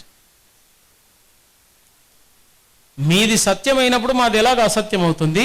మాది అసత్యం అయితే మీది ఎందుకు అసత్యం కాదు? నేను బిళ్ళరా, సైన్స్ మీరేదేది ఇప్పుడు కనుక్కుంటున్నారో బైబిల్ ఎప్పుడో చెప్పి పెట్టింది. యోబు గ్రంథంలో 8 సైన్స్ సత్యాలు ఈనాడు ప్రపంచం అంతా నమ్ముతున్న సత్యాలున్నాయి. భూమి గోళాకారముగా ఉన్నది అని యోబు రాశాడు. మరి యోబు అప్పుడు చంద్రమండలం మీదకి వెళ్ళి కిందికి చూసి అరే గుండ్రగా ఉందిరా అని రాశాడా? మీరు మొన్న 1967లో నీల్ ఆర్మ్స్ట్రాంగ్ చంద్రమండలం మీద కాలు మోపి భూమి వైపు చూస్తే గుండ్రగా కనబడింది, భూమి గుండ్రముగా ఉన్నది అని అప్పటి నుండి చెప్తున్నారు. బాబా, యోబు అన్న మహాభక్తుడు క్రీస్తుకు పూర్వం 2000 సంవత్సరాల క్రితం, during the time of Abraham, ఆయన అప్పుడే రాశాడు భూమి గుండ్రముగా ఉన్నది. రెండవది ఆయన ఏమి రాశాడు? భూమిని కింద ఏనుగులు మోయట్లేదు, ఆ తాబేలు మోయట్లేదు, సర్పము మోయట్లేదు, అది శూన్యములో వ్రేలాడదీయబడి ఉన్నది. హిందూయిజం ఏమి రాసింది? కింద తాబేలు దాని చిప్ప గట్టిగా ఉంది కాబట్టి అదే భూమిని మోస్తుంది అని రాసింది. అలా కాదండి, గ్రీకులు ఏమి రాశారు? హెర్క్యులస్ అనేవాడు భూమిని మోస్తున్నాడు, మా హెర్క్యులస్ సైకిల్ కూడా మిమ్మల్ని అలాగే మోస్తుంది. రోమన్స్ ఏమి నమ్మారు? No it's not Hercules, it is Atlas. Atlas అన్నవాడు భూమిని మోస్తున్నాడు, అందుకని మా అట్లాస్ సైకిల్ కూడా మిమ్మల్ని అలాగే మోస్తుంది. మీరెంత లావైనా కండి మా సైకిల్ అయితే మిమ్మల్ని మోస్తుంది అని గ్యారంటీ ఇస్తుంది. భారతదేశం ఏమి నమ్మింది? లేదు లేదు, 4 ఏనుగులు 4 వైపుల తొండాలు పెడితే భూమి అందులో ఆగిందండి, లేకపోతే ఎక్కడో పడిపోయింది. ఆ 4 ఆపాయి. నేనేమని క్వశ్చన్ చేశానంటే ఆ 4 దేని మీద నిలబడ్డాయి? మరి భూమి నిలబడడానికి 4 తొండాలు అవసరమైతే మరి వాటి 4 ఏనుగుల కాళ్ళు 16 కాళ్ళు ఎక్కడ నిలబడ్డాయి? శూన్యంలో ఉన్నాయి అవి. మరి తాబేలు మోస్తుందన్నారు, సర్పము దీని చుట్టూ చుట్టుకొని ఉండడంతో ఇది అలా ఆగింది అంటున్నారు. ఇది హిందూయిజం కల్పించిన కథలు. బైబిల్ ఎప్పుడో చెప్పింది, ఆయన భూగోళమును శూన్యములో వ్రేలాడదీసెను. That's it. సో ఇలా బైబిల్ సైన్స్ గురించి నా దగ్గర 43 సైన్స్ సత్యాలు ఒక లెసన్ లాగా పెట్టుకున్నాను. ఏమండి, ఇప్పుడు మనం అటు వెళ్ళకూడదు కాబట్టి తలుపు మూసేస్తున్నాను అటు. Okay, right. సైన్స్ సత్యాలను చెప్పిన ఏకైక మత గ్రంథం. ఇస్లాంలో ఒక సైన్స్ సత్యం చూపించండి. క్రీస్తు తర్వాత 700 సంవత్సరాలకు వచ్చింది కదా ఆ గ్రంథం. అయినా నేను అడుగుతున్నాను, సైన్స్ చెప్పిన సత్యాల్లో మా ఖురాన్ చెప్పిన సత్యం ఆల్రెడీ ఉందన్నది ఒకటి చూపించండి చూద్దాం. వేదాలు 1000 సంవత్సరాల ముందు వచ్చాయని చెప్పుకుంటున్నారు కదా, డబ్బా కొట్టుకుంటున్నారు కదా. 1000 సంవత్సరాలు, మా బైబిల్ 100లే. 1000 సంవత్సరాల ముందు మీ గ్రంథం వస్తే ఇందులోని సైన్స్ సత్యం ఒకటి ఏదైనా చెప్పిందేమో చూపించండి. అలాగే తత్వశాస్త్రం అన్న వింగు గ్రీకు దేశంలో ఫిలాసఫీ అనేది పుట్టక మునిపే ఫిలాసఫికల్ థాట్స్ని ఎక్స్ప్రెస్ చేసిన గ్రంథం బైబిల్. యోబు గ్రంథంలోనే మనం జీవితాన్ని గురించిన అనేక ఫిలాసఫికల్ థాట్స్ చూస్తాం మనం. కాబట్టి Job was a very great philosopher actually. కానీ మొన్న వచ్చిన ఫిలాసఫీలో లేనివి యోబు గ్రంథంలో ఆ ఫిలాసఫీ మాట్లాడాడు. మోషే వ్రాసిన 5 గ్రంథాల్లో ఫిలాసఫికల్ థాట్స్ ఉన్నాయి. అలాగే ఆర్కియాలజికల్గా కూడా ప్రూవ్ చేయబడిన గ్రంథం బైబిల్. జెరికోను గురించి కానీ, బబులోను గురించి కానీ, అస్సీరియా గురించి కానీ, రాజుల గురించి కానీ చరిత్రలో ఉంది, అలాగే బైబిల్లోనూ ఉంది. అలాగున నోవహు ఓడను గురించి అనేక మత గ్రంథాలు రాశాయి. ఖురాన్లోనూ ఉంది. మత్స్య పురాణం 18 పురాణాల్లో ఒక పురాణమైన మత్స్య పురాణంలో కూడా ఈ జలప్రళయ గాథ ఓడను గురించి ఉంది. మై క్వశ్చన్ ఈస్, దాని పొడవు వెడల్పు ఎత్తు ఎంతో మత్స్య పురాణం చెప్పిందా? ఖురాన్ చెప్పిందా? అది ఏ కర్రతో చేయబడిందో మీ ఖురాన్ కానీ మత్స్య పురాణం కానీ చెప్పిందా?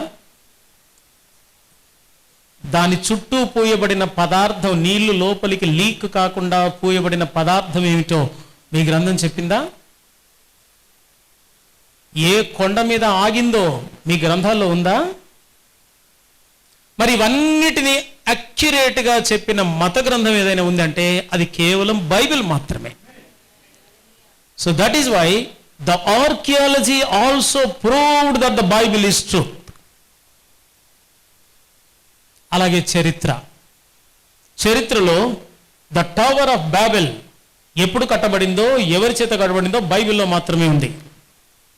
బాబేలు గోపురపు సంగతి ప్రపంచ మత గ్రంథాల్లో అటు అమెరికన్ మాయన్ సివిలైజేషన్, మాయన్ నాగరికత, మెసొపొటేమియన్ నాగరికత ఎందులో చూసినా లేదు. ఎవరు ఎందుకు కట్టారో లేదు. ఆ మర్మమును చెప్పిన గ్రంథం బైబిల్ మాత్రమే. జెనసిస్ చాప్టర్ 11లో మనకు ద టవర్ ఆఫ్ బాబెల్ ఎందుకు కట్టబడింది, ఎలా కట్టబడిందో వ్రాయబడి ఉంది.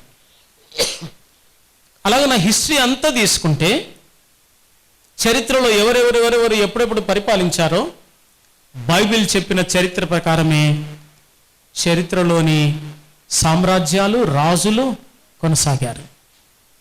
దేవుని బిళ్ళరా, ఆ విధంగా చరిత్ర కూడా అక్షరార్థంగా చూపించిన గ్రంథం బైబిల్ మాత్రమే. హిబ్రూలో బైబిల్ గ్రంథానికి యాషార్ అని పేరు పెట్టారు. దానికి అర్థం ఏంటి? పరిశుద్ధ గ్రంథం అని కాదు, దాని టైటిల్ యథార్థమైన గ్రంథము అని పెట్టారు హెబ్రీ భాషలో. దిస్ ఈజ్ ద ఓన్లీ యథార్థమైన పుస్తకం. ఇక వేరే ఎందులో చెప్పండి. ఫర్ ఎగ్జాంపుల్ హిందూయిజంలో తులసి రామాయణం, వాల్మీకి రామాయణం, ఈ రెండు రామాయణాల్లో రాముణ్ణి తులసి రామాయణంలో సీతను హైలైట్ చేస్తూ చెప్పాడు. వాల్మీకి రామాయణంలో రాముని హైలైట్ చేసి చెప్పాడు. ఒకదానికొకటి పొసగట్లేదు రామాయణాలు రెండు కూడా. అలాగే యజుర్వేదంలో శుక్ల యజుర్వేదము, కృష్ణ యజుర్వేదం, ఈ రెండు ఇది ఒక సూత్రాలు చెబుతుంటే ఇది మరొక సూత్రాలు చెబుతుంది. ఇలాగన సూత్రాలు కూడా విభేదిస్తూ ఉన్నాయి. మనము దానియేలు గ్రంథంలోనికి వెళ్ళడానికి ఇది ఇంట్రడక్షన్ మాత్రమే, ఇదే సబ్జెక్ట్ కాదు. ఓకే, ఈ యథార్థమైన గ్రంథం ప్రపంచమునే తాకిన గ్రంథం, మనుషుల మనస్సులను తాకిన గ్రంథం, దేవుని స్వరమును వినిపింపజేసి జీవితాలను వెలుగుమయంగా నడిపిన గ్రంథం. సో ఈ మహాగ్రంథములో ఒక చిన్న గ్రంథమే దానియేలు గ్రంథం. ఈ దానియేలు గ్రంథాన్ని మనం మళ్ళీ తీసుకుంటే ఇది మహాసముద్రం. మళ్ళీ ఒక దానియేలు గ్రంథమే ఒక మహాసముద్రం వంటిది.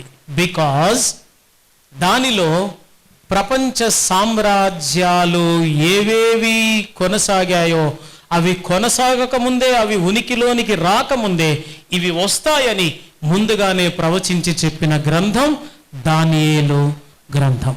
రెండవదిగా దానియేలు గ్రంథం యొక్క ప్రత్యేకత ఏమిటంటే ఇది ప్రపంచ చరిత్ర ముగింపులో ఏమేమి కాబోతున్నాయి, ఏ ఏ యుద్ధాలు రాబోతున్నాయి చెప్పిన ఏకైక గ్రంథం.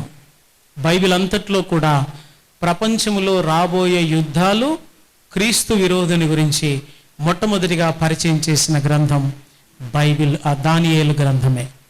సో ఇది మనం చదవడము దేనికి పనికి వస్తుందట? ఇన్ఫర్మేషన్ కొరక, నాలెడ్జ్ కొరక. ఎందుకు చదవాలట? సమయము సమీపించి ఉన్నదనే సంగతి మనం తెలుసుకోవడానికి ఈ గ్రంథాన్ని చదవాలి. అలాగే వీటిని చదివి విని దాన్ని గైకొనువాడు ధన్యుడు. నేను ఒక ప్రశ్న వేశాను మీకు, దానికి ఇప్పటిదాకా జవాబు చెప్పలేదు. మొట్టమొదట బైబిల్ ధన్యత వేటితో ప్రారంభం అవుతుంది? ఏ ధన్యతతో ప్రారంభం అవుతుంది?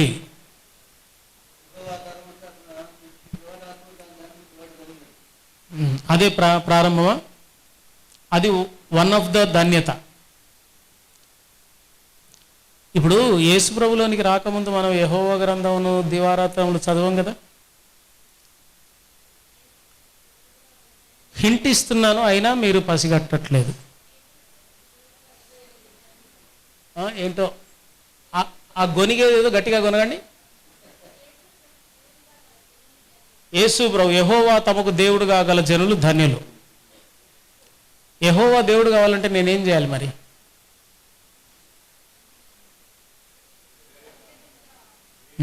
రైట్, మీరు చెప్పలేరన్న సంగతి నాకు అర్థమైందన్న సంగతి మీకు అర్థం కావాలని నేను కోరుకుంటున్నాను. తన అతిక్రమములకు పరిహారము నొందినవాడు ధన్యుడు. ఒక వ్యక్తి జీవితం ధన్యత ఎక్కడ ప్రారంభమవుతుంది? నా పాపములు క్షమించబడిన దినముతో ధన్యత ప్రారంభమై గొర్రెపిల్ల పెండ్లి విందులో పాలు గలవారు ధాన్యులు. అక్కడ ముగుస్తుంది నా ధన్యత. ఇక మధ్యలోని వచ్చేటివన్నీ ఒకటి ప్లస్ మార్కులు అన్నమాట. ఏమండి? సో మై ధన్యత, my blessed life will be started when I am forgiven, my sins are forgiven. అతిక్రమములకు పరిహారమునందుట. ఏం చేస్తే పరిహారమునందగలం మనం? ఏం చేస్తే నా అతిక్రమములకు పరిహారం దొరుకుతుంది? ఒప్పుకోవాలని ఒకరు అంటున్నారు, రిపెంట్ అని ఒకరు అంటున్నారు, అంటే మారు మనస్సు అని ఒకరు అంటున్నారు, విడిచిపెట్టడం అని ఒకరు అంటున్నారు. అయితే ఇంతవరకు మీరు ఎవరు రక్షించబడలేదు అన్నట్టే. ఎందుకంటే ఇంకా చిన్న చిన్నవి నడుస్తున్నాయి కదా బండ్లు. పూర్తిగా అయితే విడిచిపెట్టలేదు కదా మనం అందరం. విడిచిపెట్టారా కొంపదీసి మీరందరూ? చిన్న చిన్న ఈ లోపాలు జరుగుతలేవా? ఇంట్లో భార్యాభర్తలకు వారు అవుతలేదా అప్పుడప్పుడు? ఎస్, నేను తర్వాత చెప్తాను లంచ్ తర్వాత. మన రక్షణ ఎప్పుడు ప్రారంభమవుతుందో చెప్పి దానియేలులోనికి జంప్ అయిదాం. తలలో ఉంచండి, కళ్ళు మూసుకోండి, ప్రార్థన చేసుకొని ముందుకెళ్దాం. నీ వాక్యమే నన్ను బ్రతికించెను, బాధలలో నెమ్మదినిచ్చెను. నీ వాక్యమే నన్ను బ్రతికించెను, బాధలలో నెమ్మదినిచ్చెను. కృపాశక్తి దయాశక్తి సంపూర్ణుడా, వాక్యమై ఉన్న యేసు వందనమయ్యా. కృపాశక్తి దయాశక్తి పూర్ణుడా, వాక్యమై ఉన్న యేసు వందనమయ్యా. నీ వాక్యమే నన్ను బ్రతికించెను, బాధలలో నెమ్మదినిచ్చెను.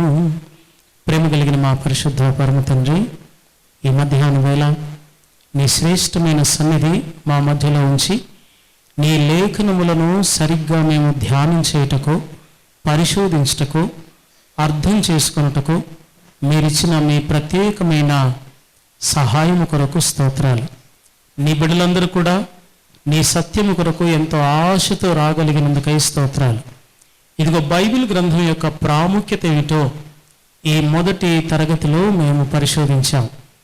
అందులో దానియేలు గ్రంథం యొక్క ప్రత్యేకత ఏమిటో, అందులో ప్రపంచ చరిత్రను గురించి వ్రాయబడి ఉన్న ప్రవచనాలు ఏమిటో ఒకటొకటిగా మేము ధ్యానిస్తూ విడమర్చి నేర్చుకుంటూ ఉండగా, దయతో మీ పరిశుద్ధాత్మ, సర్వసత్యమును నేర్పించే ఆత్మ మా అందరి మీద దిగి వచ్చి ఆయన నిలుసుండి ఆ షకీన మేఘము ద్వారా నీ సత్యములను మేమందరం కూడా నేర్చుకొని వాటిలో గైకొని విని చదివి ఆశీర్వదించబడుటకు సహాయం చేయమని యేసుక్రీస్తు నామమున ప్రార్థించి స్తుతిస్తున్నాము మా పరమ తండ్రి.